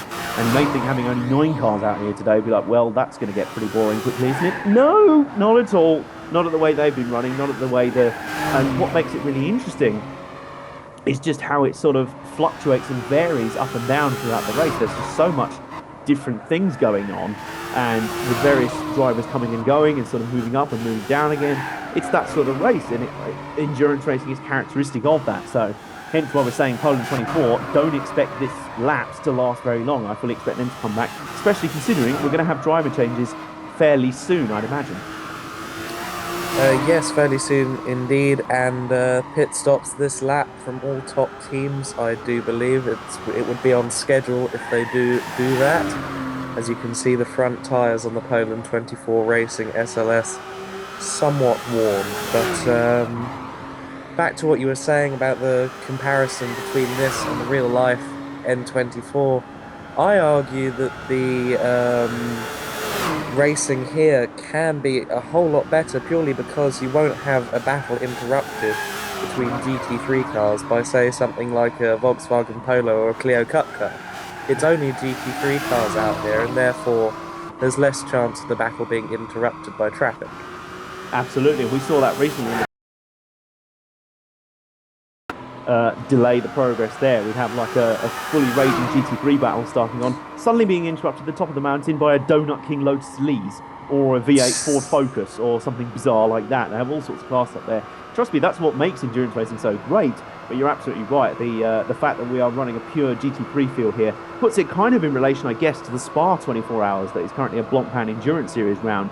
That field is a good 60-odd cars, all of them GT3. The only different classes there are between pro and amateur drivers. Whereas out here, well, they're pro Gran Turismo gamers. They're certainly professional drivers in terms of their talent, and I think they've already proven that enough times in the early going in this one. Now we have the top 3 coming into the pits here. I assume Poland 24 Racing will join them and get that damage fixed. So it'll be interesting to see if we'll see any alternate drivers jumping in this early in the going. Can we have an official time check, by the way, please? I'm sure the crew will get that up on our screen soon. Poland 24 Racing continuing despite the damage and their tyres. That's 4 and 5. I'm not sure whether this is going to pay off for them, but at the moment they're in the lead again. This is either, as Mike Joy once coined, this is either crazy or brilliant. I'm not quite sure which yet. I guess they're going for pure track position. Now what's interesting, the battle off pit road, it looks like Inferno Racing have jumped up to 2nd, Reaper Racing down to 4th. What happened there? They went in the lead, unless there was an incident we missed on the pit entry. Turns out maybe Reaper Racing working, putting a little bit more fuel in the car, doing something different there. They've gone from leading that trio of cars in to last out. Inferno Racing now up to 2nd, Concrete Climax to 3rd, Reaper Racing down to 4th. Very interesting. I wonder what happened there. We've got some different strategies. 24 hanging tough, retaking the lead before they presumably come in the end of this lap. Well, maybe what they decided to do was rather than only filling up until the next stop, maybe they decided to fill up enough for this stop and the next. There was a slow driver change. I'm sure Perhaps we'll that find happened. out in due time. Yes, we're having a look right here at the updated driver rosters. We're getting an update through. Doesn't look like there were many driver changes, and it looks like most drivers are staying with what they've got for now. So no driver changes as of yet, except for the ones we've already gone through, with Green Hell Heathens jumping in with Mint GTR going in. So it looks like everyone's staying with what they've got for now. And why wouldn't the top three? Well, they're not the top three anymore. Poland 24 Racing still out there. They are going an extra lap, and I can only assume for Reaper Racing it must have been a fueling issue. Well, not a fueling issue, but they just decided to put a bit more in the car. Maybe they looked the last time and they went, that's a bit close for comfort, we're going to put a little bit more next time. So certainly this early in the going, they've got the pace and they're in position. They are very close to those guys. So let's reset for you. Poland 24 Racing right now back out in the lead. We assume they'll be pitting at the end of the next lap. Inferno Racing second, the first of the cars that have made pit stops. Concrete Climax same position they were. Reaper Racing, the leaders coming in on that lap, now out in fourth, and they seem to be fourth by some distance. Well, I say that, Inferno Racing in, they're now spaced out a bit coming out. We've got Green Hell Heathens in fifth. Their comeback continues steadily. They're just creeping up. They've got plenty of time to come back into this one, and I have no doubt they will. We have troubles for the Mercedes. We then have the Portuguese duo, Ristolo team and Team Morphine 7th and 8th, and Octane Racing still under the gun after their penalty in the opening lap. They are bringing up the rear, but still this field very close together right now, I have to say. There's only a few stragglers at the moment. This is still a very competitive. And we are just getting a few reports. I'm just trying to look with my own eyes. They're probably the best weather tools. We're getting reports of some clouds starting to mass at certain points around the track. Now that can be deceptive. The Nurburgring likes to trick us with different weather conditions. I remember in one of the VLN races, we were all sitting there going, oh, there's no chance of rain. There's no clouds at all out there. And then within about 5 minutes, it was 100% rain and absolutely soaking. So it's this sort of track. It's very British weather around here, I must say. But there are reports of some clouds coming around, although we are now hearing that the sun is mostly breaking through. Maybe it was a joke. Maybe it was like that thing, you know, when there's a nice summer day and there's no clouds out and you see one cloud and someone goes, huh. Yeah. So it doesn't look like... Go on. Sorry, yeah, just one thing I'll say. Empire Racing. Apparently they've got some brake issues. That's not brake issues on the game, that's as in the brake on their gaming rig. Seems to be having some issues, which means they're a bit slower around the track than normal. Indeed, they've dropped back behind Restolo team to 7th at the moment. And apparently the Profs is currently trying to fix it with elastic bands, so I'm sure we'll hear from them once such matters have been resolved. Yeah, goodness me, this is... and they also apparently have engine damage now. We have reports coming in. So that race going from bad to worse for the poor Swedish Racing Blue Mercedes. Meanwhile, we look up front and Inferno Racing, that attempted strategy move from Poland 24, staying out an extra lap to retake the lead. We weren't sure if that was going to work. I'm not sure it is, because Inferno Racing have got Poland 24 in their sights. The lights are on full beam. This is going to be intense battle here. I guess Poland 24 are going to be wishing they can just hold on to the end of this lap before they pit in safely. More updates from damage. Oh, goodness. So that means they'll be going very slowly now. Opens up the door to Team Morphine and Octane Racing, but a very, very, very bad first hour of the race for the Swedes. Absolutely, it's just going from bad to worse for those guys. I feel for it. They're now down to 8th. It's just an utter disaster right now. Those guys are really starting to have trouble. We hope that they can quickly turn things around, put a band-aid on their car, metaphorically, and get things turned about. Because this is the sort of disaster that with every passing minute becomes harder and harder to come back from. Meanwhile, we look back to the front. Poland 24 continues to lead, but the Inferno Racing BMW on fresh tyres is absolutely just gobbling away at that lead. It's chomping into the lead with every passing sector. And as he has done most of the race, the Concrete Climax Audi just lurking in third, waiting to see what transpires. Although just as I say that, he puts a wheel on the grass and spins out into the Armco down to fourth place. The Reaper Racing Nissan goes by. Utter disaster for Concrete Climax and Johnny B 1990 in the Audi. Spuddy put a wheel on the grass on the outside, and that flicked his car right into the armco. It was a hard hit. That car is certainly going to have some damage on the front end. I'd be very surprised if he didn't have to pit for this one. For the Concrete Climax team that were up until now starting to really set the pace. So, just looking at the Concrete Climax update here, they mentioned that they spun, but they didn't actually say they had damage. I would be very surprised. Yeah, they'd be very lucky to survive that one, really, wouldn't they? But either way, they're down to fourth place. No damage. It has been confirmed from CCR. No damage. Very lucky from the Concrete Climax lads there. But look at that, another spin! Another spin! Pirouetting onto the grass. Oh my word, this is just when things go bad, they go bad very quickly around here. I don't know if they're right in saying they didn't have damage from the first one, then that must be just a case of lapsing concentration. You've already been shook up having spun and wrecked out once, and there's another mistake. Things starting to unravel here for Concrete Climax Racing, one of the pre-race favourites. They've got to turn this around now. They've got to keep in touch. I'd be very surprised. They've now had 2 incidents. How the hell they can't have any damage after that? I'll be... Indeed, I'd be very, very surprised if they've managed to pull off no damage, but I don't think they made contact with the barrier there, so there would be no reason for them logically to have damage, so perhaps it's just 2 free mistakes, and the third one is... Yes, pretty much. I mean, the first impact, they did actually hit them. The second one was just an off into the grass, so with any luck, if they avoided damage on the first one, they should be okay, unbelievably enough. I bet Green Hell Heathens behind them are kind of a bit annoyed. They're like, hey, we've got a chance to move up. Oh, they've somehow avoided all damage at all. That is incredibly lucky there from Johnny B 1990, who has put in a sterling effort so far in this race. Just a few mistakes there. I assume he can't be much longer in that car. There'll be driver changes fairly soon. So Johnny B 1990, let's hope he's used up all his bad luck for now. Yep, Poland 24 Racing pitting in from the lead after doing that extra lap. Now down in third place, will be down to fourth. Be interesting to see where they come out in relation to Green Hell Heathens, actually. Yes, that will be very interesting. I'm just seeing here if Concrete Climax is going to pit in. It doesn't look like they will. No, they keep going, so it appears they weren't just bluffing there. Their car miraculously survived damage. Goodness me. Whatever they had for breakfast, I want to have some of that. I'll be winning the Euro Millions next week, but that sort of luck.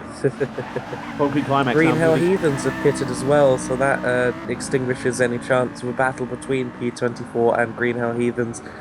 For now, at least. Yes, although I wonder if the strategist in the Green Hell Heathens bunker will be looking at that going, hang on a minute, if we can stretch out to an extra lap, we might be able to nab something on Poland 24 here. Certainly, I believe that these guys have car speed to move up. It's just a case of using strategy to your advantage. I mean, we saw at the Bathurst 1000 last year, Jamie Winkup lost a lap in the middle section of the race, and through clever strategy and raw pace, managed to get back up to the front. Poland 24 Racing, they've just got to reset after a troublesome 10 minutes or so, and I certainly believe they have the pace to do so. They'll have fixed any damage that was on that car. They'll have put some new tyres on. I don't believe they've had a driver change. No, they haven't, but we have had a driver change in the Green Hell Heathens car. TDZ Dave has taken over from Mint GTR after Mint GTR did a very sterling job in that stint. He can give himself a pat on the back and a cookie in the pit bunker down there. He certainly earns it. He had a very good stint there to make up from the early trouble. We've now got the Ristolo team in the pits. They were up to 6th. Gothic Racing Empire. Oh, poor. What can you say, really? When things go bad, they just start to unravel. But as I said before, I would say we have got to be just over an hour, and we've got 23 to go. 23 hours still to go, and if the first hour was that entertaining, I don't know how we're going to have any voices by the end of this one. Do you? No, I've already got a cold, and I think I have a broken voice by the end of it. I just want to put in a word for Restolo team, actually. But they've put on a very good showing so far. Last year they were, well, to be honest, they were very far off the rest of the field, including Gothic Racing Empire and Octane Racing. But this year, over the course of the year, they've worked very hard to improve their speed and consistency, and this is the ultimate massively and developed as time has gone on. I think it's very good to see another team emerging as a genuine at least midfield battler. Yes, most certainly. I mean, unlike Formula One, we do value all teams equally, and we do love a good underdog team. So certainly at the moment, as you'd say, Ristolo team, if there was a prize for most of the initial nominees, they're certainly doing a very good job. I do love the look of that distinctive bright orange GTR. All it's missing, I think, on it is some Jaffa Cake sponsorship. It really does suit, to be honest. And as I said, Roman Zagan shows some great raw pace. Moment he's obviously, after a slightly troubled first hour, he's keeping his head down and doing well here. For those guys from about sixth on back, those guys right now, it's got to be survival is the name of the game, because down there you've got teams who are either hanging in there for pace like Ristolo and Morphine, the Portuguese duo, or hit bad trouble in the first hour like Gothic Racing Empire and Octane Racing, and they're trying to make up for lost time desperately. So I think right now this race is split into two sort of battle packs, if you will. We've got the top five mostly together, or the Green Hell Heathens are sort of in between the two groups. You've got the top four of Inferno Racing, Reaper, Concrete Climax and Poland 24, all fairly together and all fairly equal on pace. You've then got the Green Hell Heathens in fifth, coming back from that lap one incident. You then have Morphine Racing, Ristolo, Gothic Racing and Octane Racing rounding out the field after the first hour or so of the Nurburgring 24 hours. This has been hugely entertaining. Indeed, it has been, and this is just an example of what we had last year as well. The racing, there were some brilliant battles throughout, and I'm honoured and excited at the fact that we can commentate on it this year. Oh, I absolutely agree. I absolutely agree. I joined the core fold about 3 months ago or so, and then was told, oh, you know what this VLN series is leading up to, don't you? Could it be a Nurburgring 24-hour Grand Prix? Yes. And I was, as soon as I was mentioned, that is excitement galore. That is the pinnacle. If it's the pinnacle for real world races to run at the real Nürburgring, it is the pinnacle for Gran Turismo sim races to race at the Nürburgring Nordschleife here. And certainly we have some serious talent. I mean, excuse me, some of the Gran Turismo Academy that was really impressed at the Bathurst 12-hour recently, Florian Strauss among those. And we also have some GT Academy members and runners-up and people who've done very well in GT Academy here in this race. So if you were, by some insane reason, doubting the driver quality in this lineup, you can put those doubts to bed. These are some of the finest Gran Turismo drivers in the world, I would say, out here. Is that a big claim to make, or am I on the right lines? No, you're definitely on the right lines. We've had people within Core in the past who have been some of the quickest drivers on record. For example, in the GT Academy trials, in the seasonal event time trials, they've been right up there with the best in the world. Yet the likes of Memto 89 and Johnny B 1990 have gone quicker and beaten them. RCB 929 as well, another one who's done that kind of thing. And I mean, I talked to Memto 89 once and I said, why don't you do GT Academy? And he said, well, I don't know. And Glenhouse, I was going to get to that. Glenhouse is one of the very, very few people out there in the world who can claim to be a top 10 in GT Academy. He got into the GT Academy finals and was a top 10 finisher, so that shows just how good Glenhouse is. R. Clark 83, his teammate, is also a GT Academy finalist, so it goes to show that these drivers are up there with the best in the world on this game. I mean, by GT Academy winners, we're talking a storied line of talent, including the likes of Jan Mardenborough, Lucas Ordonez, Florian Strauss, Nick McMillan. We have got some seriously talented drivers making big waves in the real racing world. And the guys in this race are either finalists on a par with them. They're contemporaries. Some seriously good talent out here today, some seriously good driving talent spread across these 9 teams. No, definitely the case. Another GT Academy finalist, Marshall Zitsky. We've had a few conversations with him, 2 or 3 interviews with him now, thanks to him for being a part of Core and contributing to our work on the page and so on. And I think that any of these drivers, given the chance, could be very quick in real life. And if anything, we're lucky to have them on a virtual racing 24-hour. Absolutely, and I feel like races like this are only going to get more popular and more subscribed the more successful the GT Academy is. Because for the longest time, we've sat there and gone, oh, I'm pretty good on video games, but I'd never be able to do this in real life. I wouldn't have the money, the talent, and blah, blah, blah. Now, GT Academy's going, well, we'll give you the money and the backing if you have the talent, and we're going to give you a chance to prove that talent. So sim racers around the world have now made the conversion. What made me laugh, actually, Jan Mardenborough posted on Twitter yesterday a picture basically saying where it all began, and it was a picture of his very basic sim racing rig and steering wheel and a screen with Gran Turismo 5 on it. So that was where he first went through the GT Academy, and it basically just looked like it was in a bedroom in his mum's house. And it was just fantastic. It was just an illustrator of Mardenborough as in, you know, GP3, GP2 open wheel star, potential future Formula 1 star, going to be racing at Le Mans with Nissan and their beautiful GTR LM Nismo Batmobile thing, whatever it is, that crazy prototype they've built. And that is just a demonstrator. I think you're going to get more and more people in the Gran Turismo and sim racing communities going, hang on a minute, this is not just a video game anymore. If I really do well at this, I've got a chance to do this for real. And that's going to motivate people on and on to do races like this and other core leagues we have and Gran Turismo leagues around the world.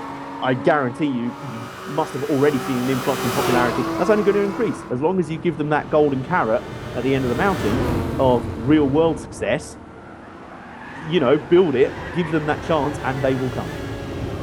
Yeah, and with the game being as realistic as it is now, and with leagues such as Core becoming more and more prevalent, as I'll just note there, 7:57.0 from Inferno, quickest lap of the race so far. That means we've had 4 teams break into the 7:57s at this point. Very evenly matched, proving the specs of the cars, actually, if anything. But back to my there, and they might consider this a viable alternative to racing in real life for much less money. Because it's so realistic, so competitive now, that it can be a viable alternative. Absolutely, of course. And if you wanted to get involved more and keep in touch with all the activities of Core Online Racing, we are on Facebook at Core Online Racing. I believe Core is all caps. We're also on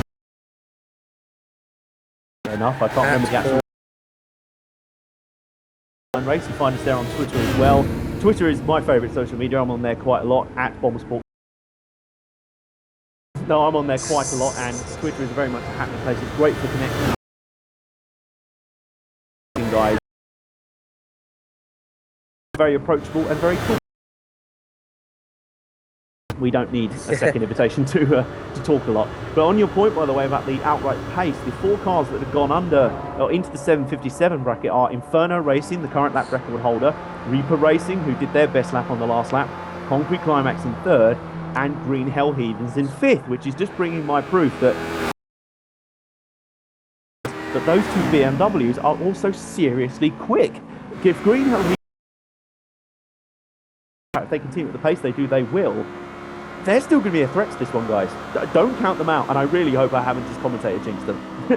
If I have, I'm sorry, guys. Sorry in advance. Look at how low the fuel is on the Concrete Climax Audi. That just shows how well they've calculated this, or maybe they have made a slip lap. So I think they've calculated that to perfection. Saying that the red light is on, I'm not confident on this, to be honest. It's going to be very tight. And I'll just note that Restolo team have had a spin on the approach to the carousel, which has given them damage. So Restolo team have damage, limping back to the pits as we speak. But I'm not convinced that Concrete Climax can make it back in time. Well, we did see this in one of the VLN rounds. We had Putz the Duck, who got involved in a bit of controversy, ended up departing the VLN series before we got here. But there was a famous move where suddenly cut to him in the lead of the race, limping down Doppelganger at about 30 miles an hour. And we all thought, what on earth has just happened? Ran out of fuel. Miscalculated the fuel. And we've just gone to the Team Green Hell Heathens BMW. Their fuel looks pretty fine. They look okay. At the moment, judging by the head-up displays, Concrete Climax is the only one with the... So, I'm going to be a little bit frugal, lads. Audi's normally pretty good on miles. Go on. Meb 99's claiming that it's perfect. I do hope he didn't do the calculation, not to be cheeky or anything, but I've seen his maths before. It's not very good. Empire are down to 9th position. They also have damage as well as this brake issue, which I believe Octane Racing, their fellow countrymen, 8th position. Word for Team Morphine in 6th. They've been doing very well, staying out of trouble so far, and it's paying dividends for them. Absolutely, they've been steady and consistent. The two Portuguese teams have been hanging in there right now. They have had sort of mixed runs in the VLN. I remember their drivers B2X and B2 Mao and a few of the other Jim Batista and team captain Tavilla often had fast but kind of inconsistent VLN campaigns, but they've certainly sorted that today. It looks like they've sacrificed a little bit of raw speed for some outright consistency. And serving them well right now. They've moved up to 6th after the troubles for their countryman Restolo team and Octane Racing and poor old Gothic Racing Empire. They're now in the pits. It's just going from bad to worse for those boys. You know what's happened? I picked them as my dark horses. That's what's happened.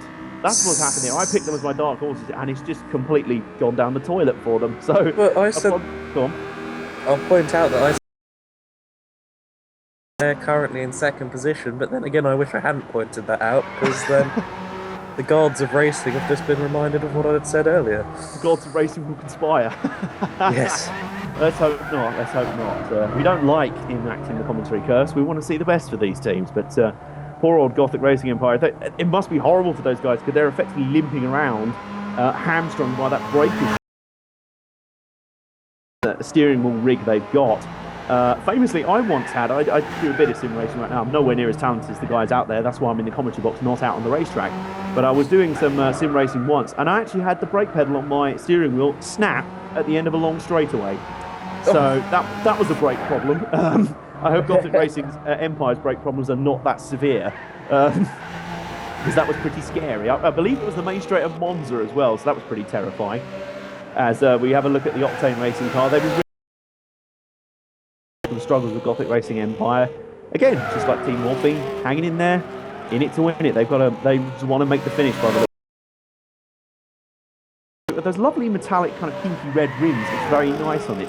Reminds me kind of a little bit, this is a bit of a random one, Team Hard, the British touring car team, have made a few custom VW Passat CCs. They were bright white with sort of pink rims just like that, and they look very nice actually, if a little bit towy, but still looking good nonetheless. Certainly the Corvette, I don't know, Sons of Anarchy? I don't know. I'm just going with the American connection there, but that silver Corvette, it's Corvettes in yellow and black with the Corvette racing team that run them for many years at Le Mans and in sports car racing, but that car in silver. Nice, I'll tell you what. Definitely, and of course we also saw the Corvette Racing boys in 2003, which was a very nice blue and silver and red concoction. I really liked that livery. I did, yeah. One thing I'll say, you said about your issue at Monza, I had a similar thing. I think it might have been a WEC race, and as Inferno Racing, I did that the other leaders follow very shortly. But I still use DS3 for racing at the moment. Don't really have room for a proper rig. But the charger fell out during a race. I didn't really notice, and I was going down the back straight for the Parabolica, and then suddenly I had no. Ooh. So that was a scrabbling moment. Yeah, There's a charger!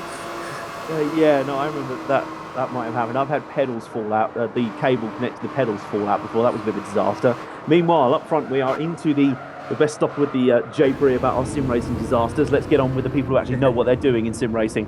As the top three have just pitted, Inferno Racing resume in the lead, Reaper Racing second, Concrete Climax third. We have received news from down in the bunkers that there will be some driver changes coming up. So let's head over to the spreadsheet and see what's what, shall we? Those drivers have been in for quite a while, so let's have a look and see who jumped into those cars now. In the Concrete Climax Racing Audi, Johnny B 1990, after distinctively impressive, he had a few blots on that copybook, but mostly that copybook was hugely impressive. He makes way now for Jammy Aussie to step into that car. R. Clark 83 stays in the Reaper Racing Nissan, mainly because they're running with only two drivers in this race. That is going to be very impressive to see. Meanwhile, as we already know, Green Hell Heathens have switched. TDZ Dave is now in that car, And as for the rest of them, Gothic Racing Empire staying with Nico in the car. He's ran the car from the start. We've also got Inferno Racing there, sticking with RCB 929. And why not? He has been hugely impressive, and he continues to lead in the BMW Z4. Yep, so as we're in the formation lap, and you know, they didn't actually seem to be that interested. Seem to make up positions. They seem content to stay in the middle. 100% from the offset. RCB put the hammer down. He has. Most certainly, I think that has been definitely the way to go so far, and I think maybe that forced some teams' hand. They were hoping to try and go patiently off into the day, I suppose, to the night. Ordinary just how the words of Spinal Tap so quick. I did predict that maybe as soon as you let those drivers off the leash early in the going, that's exactly what's going to happen. Inferno Racing still with the main beams on there. There's no need to do that. We're not expecting, I don't suppose you know Mr. Weller all on the Nordschleife. I'm imagining it's nowhere near yet. No, I think that we will see darkness fading in at about 7:30, 8:30. At UK time.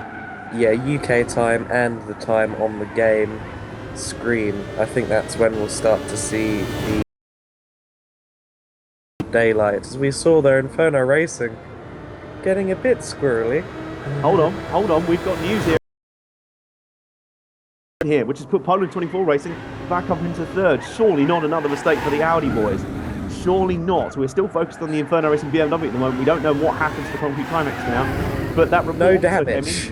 Yeah, you won't believe this. No damage again. How lucky are those Concrete Climax boy. Make sure you get lottery tickets this week. You're all going to win the Euro Millions, guys. Ringo's being uncharacteristically forgiving to you guys. You must have been exceptionally nice to it before the race. Oh my word, that was nearly a mistake for Inferno Racing. Tail happy moment. My word. And we have Poland 24. Apparently, Concrete Climax were fairly beaten out of the pits by Poland 24 Racing rather than that spin putting them down to fourth. So a little bit of a clarification there, but still not helping Concrete Climax's race. And as we said earlier, though, Poland 24 Racing places and will surely be looking to rediscover some car pace very soon. So they've been lacking a little bit in this early stint. I'm just checking the driver sheets right now. It doesn't look like they've driver changed recently. So they will be sticking with the same driver they've run from the very start. That was GTPL Lubeck, who has done a very good job so far, it has to be said. Certainly very consistent. Right, we're hearing at the moment minor sound issues on the live stream, and apparently we're going to reset the call, so we might be about to fall silent for a short while. Most of the people are saying, good, finally a bit of peace and quiet. Minor technical gremlins, we're going to try and hit them with spanners for you, and hopefully we won't be away from your ears for very long. And eyes.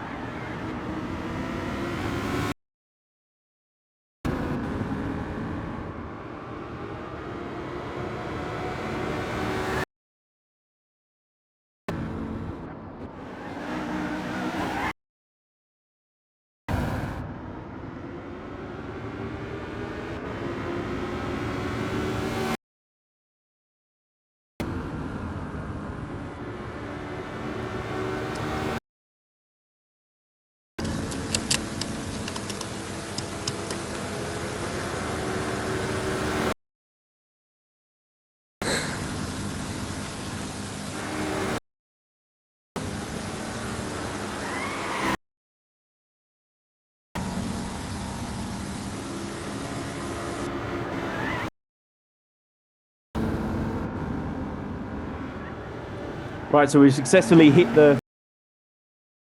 We're back in the race. We're back underway, which is pretty good because we've come in at just the right time as Concrete Climax in fourth, as currently come under a bit of pressure from Team Green Hell Heathens in fifth. Now, I don't know if that's the Green Hell Heathens just staying out with an extra lap. We're also hearing news that Climax has got a bit of a penalty here. A 30 seconds, I believe, is that a stop-go penalty? That'll be a pretty major infraction. I believe it was for blocking, which is, we've seen a little bit of aggressive driving so far, mainly from the guy behind looking to have made sure to avoid a blocking penalty by not swerving left and right themselves. Looks like suck it in there, so that really hurt them. 30 seconds. The lap times are up in the 8-minute bracket. Close this race has been so far, Mr. Weller. That's going to hurt them. That will indeed. They're going to have to hope for a few spins like top 3 now after that one. And Green Hill Heathens will be happy with the prospect of a nice, comfortable 4th position. Yes, absolutely. Well, no, we're actually here. Excuse me. We're actually hearing the clarification on came from rejoining the track unsafe. The heat at the moment, he was frustrated about falling off the track and then rejoined and presumably nearly wiped out a driver behind him. I'd imagine it would be the Green Hill Heathens. Have the Green Hill Heathens pitted in the last lap or so, or are they yet to pit on this stint? Because if they a legitimate battle for position, and they'll be trying their very best. On red, so they will be pitting this lap. Yes. But, well, either way, even if they pit here, so will Concrete Climax. They'll be longer than Team Green Hill Heathens spend in the pit. Heathens are going to get the jump on them in the pit lane. I do think that Climax out ahead of them. So you reckon I'm that not sure. the Green Hill Heathens pit stop will probably be longer overall? Yes, I do believe so. Okay. Well, actually, oh no, sorry, I just got distracted for a second. I thought we were still concentrating on Concrete Climax. I saw an orange GTR behind them. I thought, wow, they've fallen back. No, we're actually looking at the Team Morphing Audi, the sister car, if you would, which is identically coloured, looks just as distinctive. So the two Portuguese teams running 6th and 7th right now on the road, and they found each other, and they want to have a bit of a Portuguese party. Though. A bit Ristolo team looking to come back after some troubles. Romazagan still behind the wheel, I believe, and still with a lot of potential to do some great things there. The fan favourites, if you're looking for an update there, they're in 7th, but I reckon they may well be moving Team Morphine right now in the Audi. And for any Swedish fans out there, bad news, your teams are propping up the table at the moment, Octane Racing and Gothic Racing Empire, but we still have a long way to go. We are, by my estimate, about an hour and 20 minutes and change or so into this race. Obviously the time on the timing screen takes into account the fact that we're running pace laps and things like that, so it's not entirely accurate, but we are about an hour and a half into this one. Am I right, Mr. Weller? Yes, we are. You are indeed right there. Green Hill Heathens into the pit lane. So it remains to be seen now whether or not they will get out ahead of Concrete Climax. Of course, Concrete Climax don't go in. Actually, stop in what's called a penalty box, which is just before pit entrance. We're also having reports here of more heavy damage for poor old Octane, Team Octane Racing. They've had a miserable struggling to get out of hell at the moment. It's not been a great start to the race for those boys. We also have a separate timing screen come up, which is very useful. With the fastest lap at the moment, a scorching 7 minutes 57.025. That is 3/10 of a second quicker than anyone else in this field. In fact, it's 3/10 of a second quicker than the second place car, which is Reaper Racing. Those boys seriously setting a mean pace, and at the moment, they are the guys who are making this so difficult for everyone else.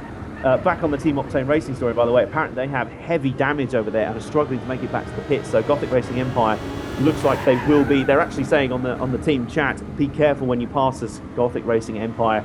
So nice bit of sportsmanship there. Nice to give a little warning there to their competitors that they are limping home. Be careful. We might be sort of hobbling around a bit and we may fall off our crutches, but we are going to get back to the pits eventually. Yep, and Gothic Racing Empire have made it by safely, so that's all good. Green Hill Heathens did get out ahead of Concrete Climax. Well. So there was us thinking that we may that may have been inconclusive in the end, but Green Hill Heathens penalty, well, not the penalty to Concrete Climax, has promoted Green Hill Heathens up to 4th, so their steady comeback continues. Now, if you're only just joining us, Green Hill Heathens had an incident at the start of the race in the very first corner when they got ploughed by Team Octane Racing in the Corvette. Octane Racing held their they indeed did, but Green Hill Heathens still had to pit early on for damage, and they've been under the gun since, but having fallen back as far as, I believe, around 7th or even 8th or so.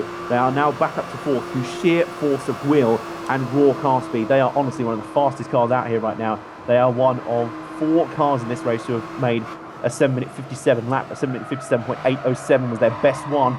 They are one of the 4 fastest cars out here on the track, and that pace is serving them well. They are now setting their sights on Poland 24 Racing in 3rd.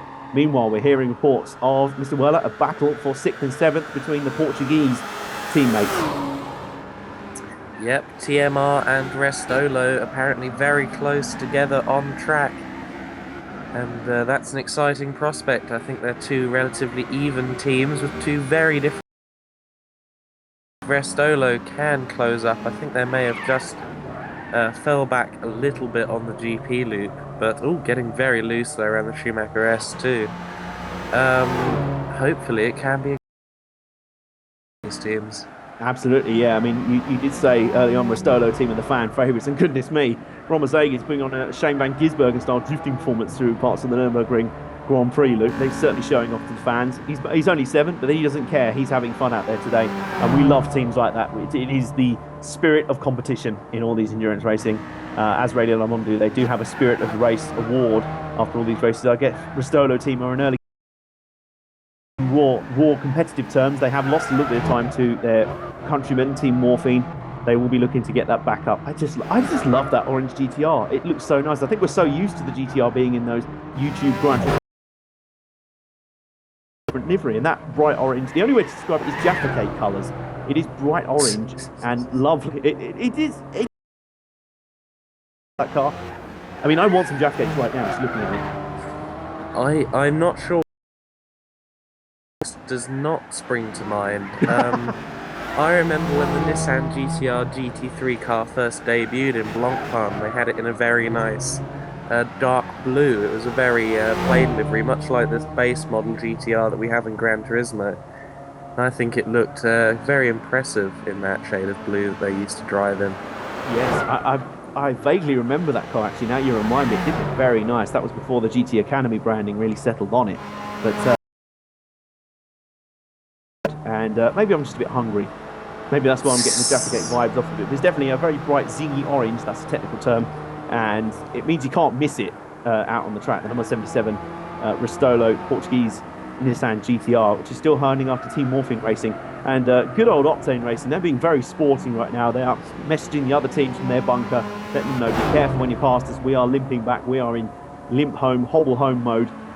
Someone give them crutches and a wheelchair to make sure they get back to the pits okay and continue in this one. Their poor old Corvette has taken a bit of a battering in this race so far, but they will not be defeated. For them, tis but a scratch. You love using that phrase as well. I've guessed. Yes. So Inferno Racing still got a commanding lead over this one, haven't they, at the moment? It looks as though RCB 929 is very much at home. 2-3 rightly credited him as really fixing the car, fixing the setup for them, and he's definitely at home at the moment. You can tell this is a real turnaround from you looked at the BMW and you just thought they can't keep it in a straight line for more than a lap. It was just such an unstable platform. They just couldn't run with it really. But now they have and made it into a very stable platform. I mean, they've very little mistakes so far in the running from the BMWs. That's what should probably scare the other teams. Green Hell Heathens are down the order only because of a mistake on someone else's part. Inferno Racing and Green Hell Heathens have kept it fairly clean. And let's not forget, Inferno Racing have kept it clean moves. They've made it up to the front with some of the bravest moves, bravest stroke suicidal moves I've ever seen. I mean, it's very rare you go 3 wide down Dotspur Hoe, then down the main Grand Prix loop and get away with it. But they did. So fortune certainly favours the brave early in the going here in the Nurburgring 24 Hours, and Inferno Racing will testify that hand on heart. Indeed, Poland 24 Racing almost certainly going to pit this lap for tyres, so it'd be somewhat suicidal to try and continue. Inferno Racing and Reaper Racing, I believe, will both go on for one more lap. Excellent. starting to commence here. It'll be interesting to see how Concrete Climax can fight back from this one. This is their first set of adversity in the race. They started out lower down the order after the disqualifications in the VLN series. I love the politeness of the Octane Racing guys. They're still messaging the other team from their bunker, letting them know to be careful passing us. So, sportsmanship award over there. Sportsmanship round of applause, I think, for that team. They certainly deserve it. But sorry, hang on the latest. Second. I think I'm probably going to trump what you were going to say. There's a windscreen wiper going on the Concrete Climax car. What's going on there? That's interesting, because I was talking to Mento89 and Johnny B 1990, and they revealed one of Memto's vices, which was the strategy used to be, when coming up behind Mento, put on the windscreen wipers, and he'd start focusing on the windscreen wipers in the car on the car behind him, and get so lost and confused by it that he'd end up crashing. So maybe that's a bit of self-referencing. Maybe he just hit the wrong button on his steering wheel. I think what I was mainly speculating there is whether he's seen any rain around the track. We're not seeing any real measurements of rain. It looks like the sky is largely cloud-free. We're also hearing, unfortunately, out on the track, Octane Racing are now come to a complete halt out on the track. We're not entirely sure where they are out on the out there. They must have taken an absolute walloping out there, and we really hope they can make it home if they're stranded out on the track. They are currently over near the final third of the track. It's kind of a few corners away from Dottinger Hoe. Apologies, listeners and viewers. It is utterly, you will appreciate, it's utterly impossible to try and remember every single corner name here at the Nurburgring. I believe they're around Brunchen and Fransgarten, around there. So I believe they're. Bless them. Make it home, boys. Yeah, I mean, by the time they've got back, they'll be over a lap behind the rest of the field, but that does not mean... Obviously, this is 20 point onwards, they will eventually close up and maybe even be able to challenge for a top 6 result at the end of the race. Absolutely. I mean, it's impossible to stress, folks, just how early in the going we are. We are around... I'd say an hour and a half, 2 hours into this one. Most certainly, we've still got plenty of time to still in this race. You still have half a chance. That is the incredible thing about endurance racing. I believe last year's Le Mans 24 Hours, nearly all of the LMP1 runners had problems at certain points in the race, but they all hung in there, and it was survival of basically whoever could fix their problems quickest, which inevitably was Audi. But even so, it provided this fascinating race, and it literally proved the old maxim correct, that as long as you've still got 4 wheels and an engine working in an endurance race, you've still got a chance to win this thing. And with the field as it is out here, chance, although poor old Octane Racing, they're messaging through saying about 10 minutes away still from pitting. Goodness me. Poor old car is hobbling home. I wonder if they're having fuel as Ristola Racing comes to the pit. Yeah, maybe that hits from 7th position. Didn't quite manage to make it past Morphine as we were once speculating, but 7th position for them at the moment. Yes, they're still hanging in there, the popular Portuguese team. They'll be sticking to a regular strategy. As I said, those guys from about 6th on back are just trying to hang in there for now and log some consistent laps, and that'll be we've still got messages coming through, the Octane Racing being told where to go, and sorry for them. It's just, please, just make it home for me, please. Let's reset back to the front. Inferno Racing continues. Impressive out there. Reaper Racing, the invincible Terminator-esque Nissan GT. Relentless pace on there. Green Hell Heathens making it a BMW 1 and 3. Really being almost Lazarus style. They had a disastrous opening lap, and now it's taken them about an hour and a half the mistakes of their opponents, including Poland 24 Racing, and now down Climax down to 5th. They already shot right of the track, but it is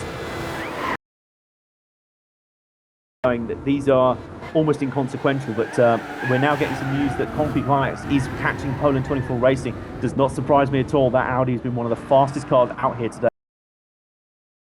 has indeed, but I'll point out Concrete Climax, their current driver, Jamie Ozzy, in Core or on Gran Turismo 6 as his counterparts, Johnny B 1990 and Memto 89, which, if anything, makes his performance. He is jumping into a car in a game that he isn't quite as experienced with. He's obviously been at the practice sessions, he's done his fair share. But he isn't quite as regular as his two teammates. He is very much a part-time driver, so I think good to see that he's able to match the pace of the likes of P24 despite that. It's interesting you mentioned about driver changes, because on the last pit stop, as you mentioned, Jamie Ozzy jumped in the CCR car and GTPL Old Boy jumped in the Mercedes, the P24 Mercedes. So interesting choices of drivers there, different strategies now coming about. And we did mention this earlier, as different drivers jump in the respective cars. Certain guys who are gun, if you will, as the Australians like to use that phrase of gun. There's sort of the main others who aren't quite on the same level, but to be honest, a lot of these guys, the windscreen wiper on it, making me chuckle a bit. It just looks quite strange. The windscreen wiper going manically, clearing no rain at all. But all of these drivers seem fairly consistent and fairly level across the board. There really aren't many weak links in these cars. There are just strong links, if you will, if there can be such a thing. As Gothic Racing Team returns to the pits, they're still in 8th place at the moment. And presumably they'll be on schedule. I don't see any reason why not. I don't think we're hearing any reports of an incident for those boys. It will just be on strategy.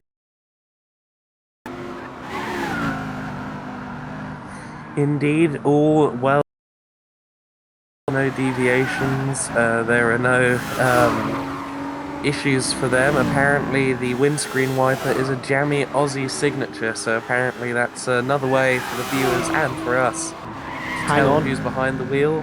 The Hang on a wiper is second. going frantically. That is a beautiful explanation. We are hearing reports. Trouble for Reaper Racing. You're kidding me. A mistake for Reaper Racing? Miracles never cease. In fact, I am getting reports. It is snowing in hell. And no, I don't mean at the Nordschleife itself. But my goodness, Reaper Racing with a mistake. That never happens, ladies and gentlemen. But indeed, they have had an off. They have right rear damage. This could be an absolute hammer blow for them. But it could mean we actually see a BMW 1-2. And also, I believe more good news, Octane Racing have finally made it back to the pits. After a 19-minute lap limping back, they finally made it back to the pits. And I believe they might well be joined there very soon by Reaper Racing, depending on how bad that damage was. Although they might not lose that much time, because Inferno Racing have also come into the pit, so in theory this might actually play out about even for the two teams. It absolutely depends now on what Green Hell Heathen's strategy is. If they follow them in, then this will be pretty much reset as we were. I think they're still a lap behind after their early pit stop, but I don't think they're definitely not going to be able to take. Yes, they're quite some distance back at the moment, aren't they? So Green Hell Heathens, let's not get quite ahead of ourselves. Yes, they're on the last timing screen. They are 1 minute 16 behind the leaders currently. So Inferno and Reaper are the two sort of breakaways at the moment. He'll be able to jump out to a little bit more of a gap with Reaper Racing. Yes, and well, Green Hell Heathens won't be a million miles off the back of Reaper Racing. Have just come out the pit lane now. So I'm sure, if anything, even if we're not going to be able to see them overtake Reaper Racing with this damage that they've had, which they haven't, it's going to be a lift of their spirits at the very least. They're going to see that, you know, we're staying on track, we've got the same pace as the leading two, and this can only be a good sign that we're 1 minute and 16 back after a 90-second penalty, which means without that penalty, they'd be leading the race right now. That's going to be both encouraging for them and absolutely infuriating. Absolutely infuriating for them. But certainly Green Hell Heathen's comeback has been, for me, one of the stories of the race so far. They responded to that early adversity beautifully, and they're now up into the podium spots with a great shot here. I mean, they do have a significant gap back to first and second right now. There have been gaps made up time so far in this race. There's nothing to say they can't continue. As Concrete Climax currently just hit the pit. Go on. You take that one. That's exactly what I was going to say. Concrete Climax into the pits. We believe that is scheduled stop. Yeah, I believe that is a scheduled stop. It doesn't seem to be that far out of sync to what they normally do. Fantastic. So everything normal over there on the Concrete Climax ship. They are early with that contact with the wall, a little bit of damage, and certainly some issues with the penalty system as well. But those guys, some of the fastest out there in terms of raw pace, so they will most definitely not be hurting at all. I mean, I keep getting thrown off a little bit, by the way. Green Hell Heathens have got the lights on, and the sun's starting to slowly go down, or we're getting some cloud cover at the Nordschleife. Doesn't look like we're getting much. It may just be where there's shadows around the track. Maybe I'm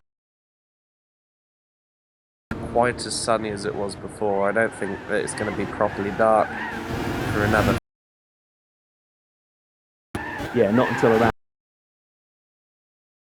time will we be seeing real sort of darkness descend. We are currently at around 20 to 5 UK time as we cut back to the Poland 24 racing squad. Still continuing in fourth place. Their perseverance will pay off, I guarantee it. So, excuse me. So they are just trying to hang in there, I believe, trying to resolve some of their pace issues. They lost a little bit earlier, or maybe just the other teams made that much of a jump on them. That might be the case. Team Morphine also in the pit lane now. Not sure where Restolo are in relation to them. Wonder if they'll be able to have or perform a leapfrog on their fellow Portuguese team. I'm not entirely sure. The last checkpoint Restolo team were, well, the gap back from the leader for Morphine was 3 minutes 31, and for Restolo it was 4 minutes 13. So there's a good 45 seconds or so to make up there. But depending on if Restolo don't pit this time, may well be a closing gap. Morphine are already out of the pits, so they're going to be closer. They're not going to be ahead. Yeah, most certainly. I don't think the gap will be completely shut by then. No. So we do want to see those Portuguese teams together because they're great fun. They have certainly been very entertaining down in the back order. Indeed, looks like the sun is back out here at the Nurburgring, so maybe that was just a brief bit of cloud cover and we're now back to decent weather. Yes, we're obviously keeping a very close eye out for any weather because that can turn any race entirely on its head. I mean, literally, if the rain starts to fall, you just rip up any notes you've made beforehand on who's fast and who's not, because it completely changes. And in fact, you want any proof of that, you just go back to Super GT Round 2 at the Autumn Ring this year, where the fact you had a GT300 car on the podium beating GT500 spec cars. That was how crazy that race ended up.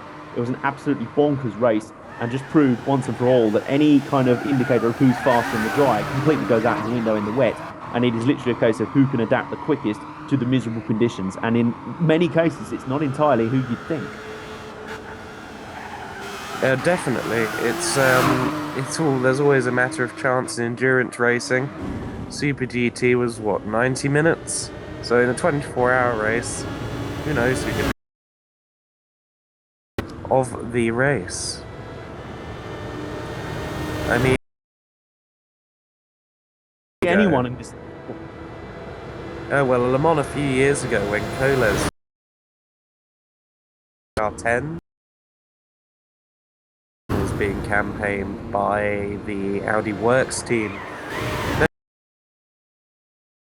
Lower midfield LMP1 team, but as night fell on the track, I think it was about 11 PM, they were challenging for second position. So, you know, anything could happen over the course of this N24 race. It is entirely possible. These things always keep going like this. As I say, we're barely at 2 hours into the race. We've still got 22 hours to go on this one. This track is so unforgiving. Mistakes are inevitable. We know this and we've seen this already. Incidents and how you deal with them is going to be a crucial part of this race. And to be honest, anyone in 1 through 9 pretty much could still have a shot at this, although Octane Racing, poor Octane Racing, they've had a bit of a battering already. They look fairly out of the running already. But anyone, let's be honest, anyone from 1 through 8 can still win this one. Absolutely, it's in the realm of the possibility. Take this race by the scruff of the neck and make up there. I can still pit about 3, 4, 5 cars, I'd say, in terms of pace. I mean, I know they're still incredible speed, and the driver quality is not going to diminish significantly with the various changes. No, definitely not. I think those two can indeed be covered with a blanket in terms of their pace. Information on Team Octane Racing, more damage, unfortunately. So they're currently making their way back to the pit lane again. More damage. Oh no. It is an absolute. It is a descent into hell, quite literally, for them. It's been a bit of a nightmare for those boys. They're 2 laps down now on the Corvette, but they will keep going. They will persevere. They'll be a bit like the replica Cobra. Bit of time, but it still made the finish. It's still got back out there, and those shots in the garage of making replacement bits out of wood.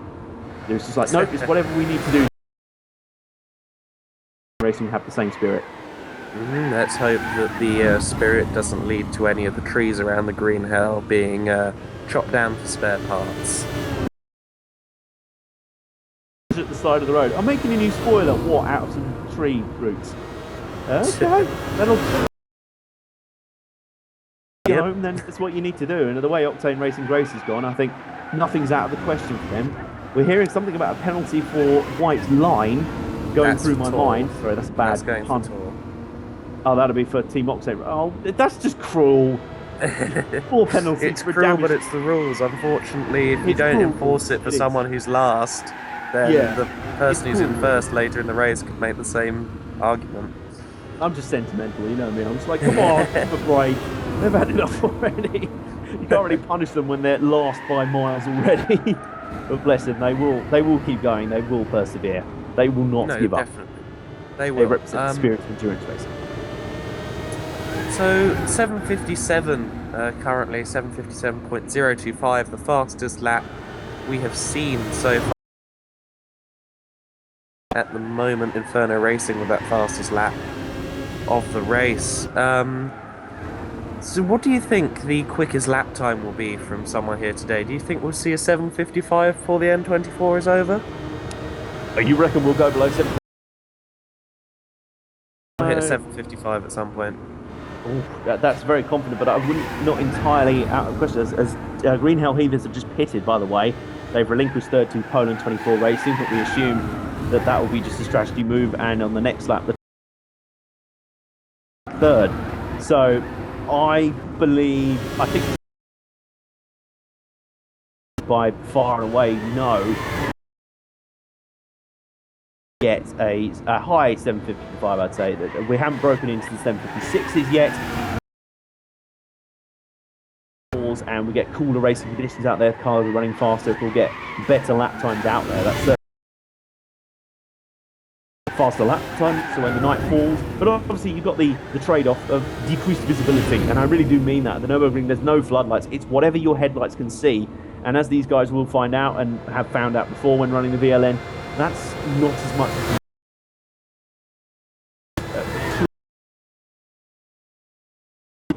it's very much like video. I can't remember who the driver is off the top of my head, but he's in a Porsche 911 at the Nurburgring 24 Hours, and he's racing. I think it was Sean Edwards. Yes, I The think late you might Sean be right. Edwards. The late Sean Edwards, yes. Rest in peace. He was racing in the middle of filthy rain conditions. It was just before a red flag was thrown on the racetrack, and he made his way around the track in utterly atrocious conditions. Pouring rain, and you just had to sit there and just sort of marvel at how any driver could do that. So the challenge is still ahead for to and potential rain. I mean, do we have any sort of weather prediction for this race? How likely is rain? Do we know? Last year the rain seemed to go in this cycle. It seemed to be every 8 hours or so. Not sure whether that will repeat itself this year.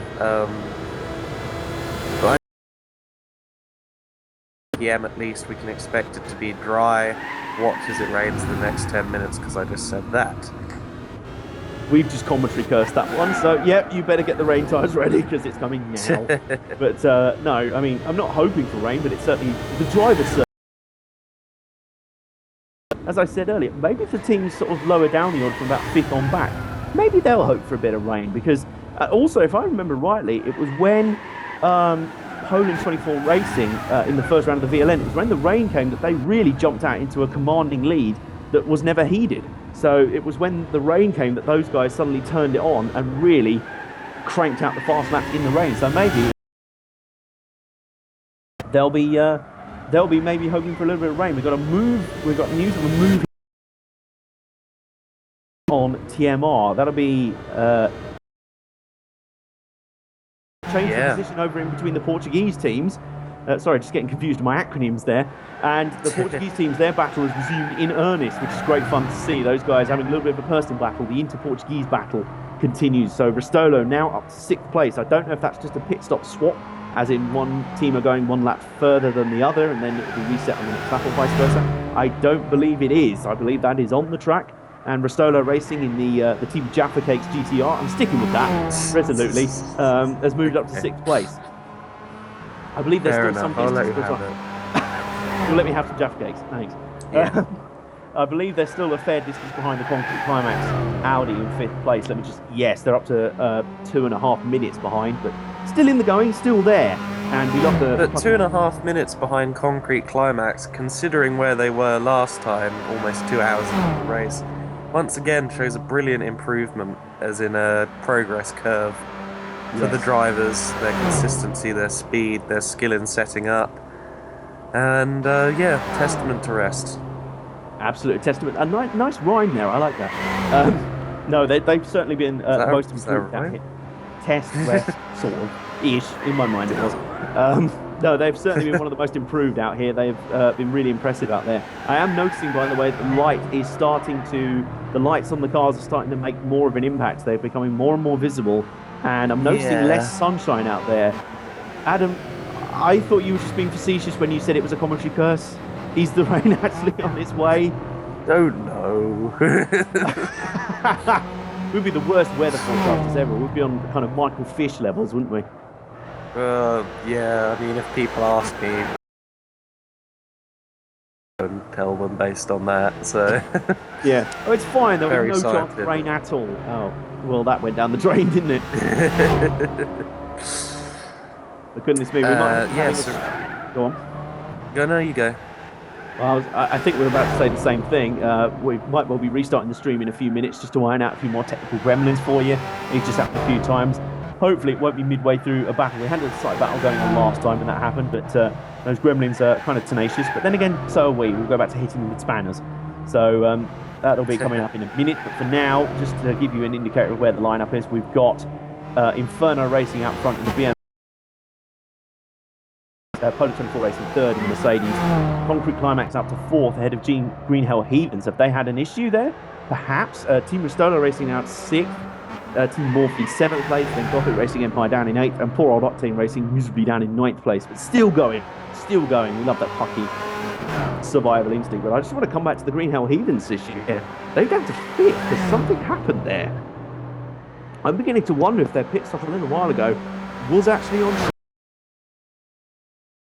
as they appear to have dropped alarmingly down. They were in the top 3 not long ago. We were talking about potentially a BMW 1-2, and now they're down to 5th place. So something happening in there. And certainly Concrete Climax was not exactly, and Poland 24, they weren't exactly close behind them. So is something happening over there, I wonder? It arises.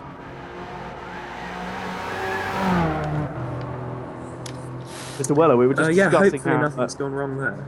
Yes, we were just discussing about the Green Hell Heathens dropping down a little bit there. I wonder if it's...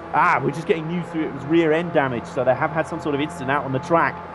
And, well, they've been the comeback kings once in this race. They're going to have to do it all over again and the hard way. And that's really something they didn't really need at this point in time. They've worked their way up to 3rd place. They're now down to 5th.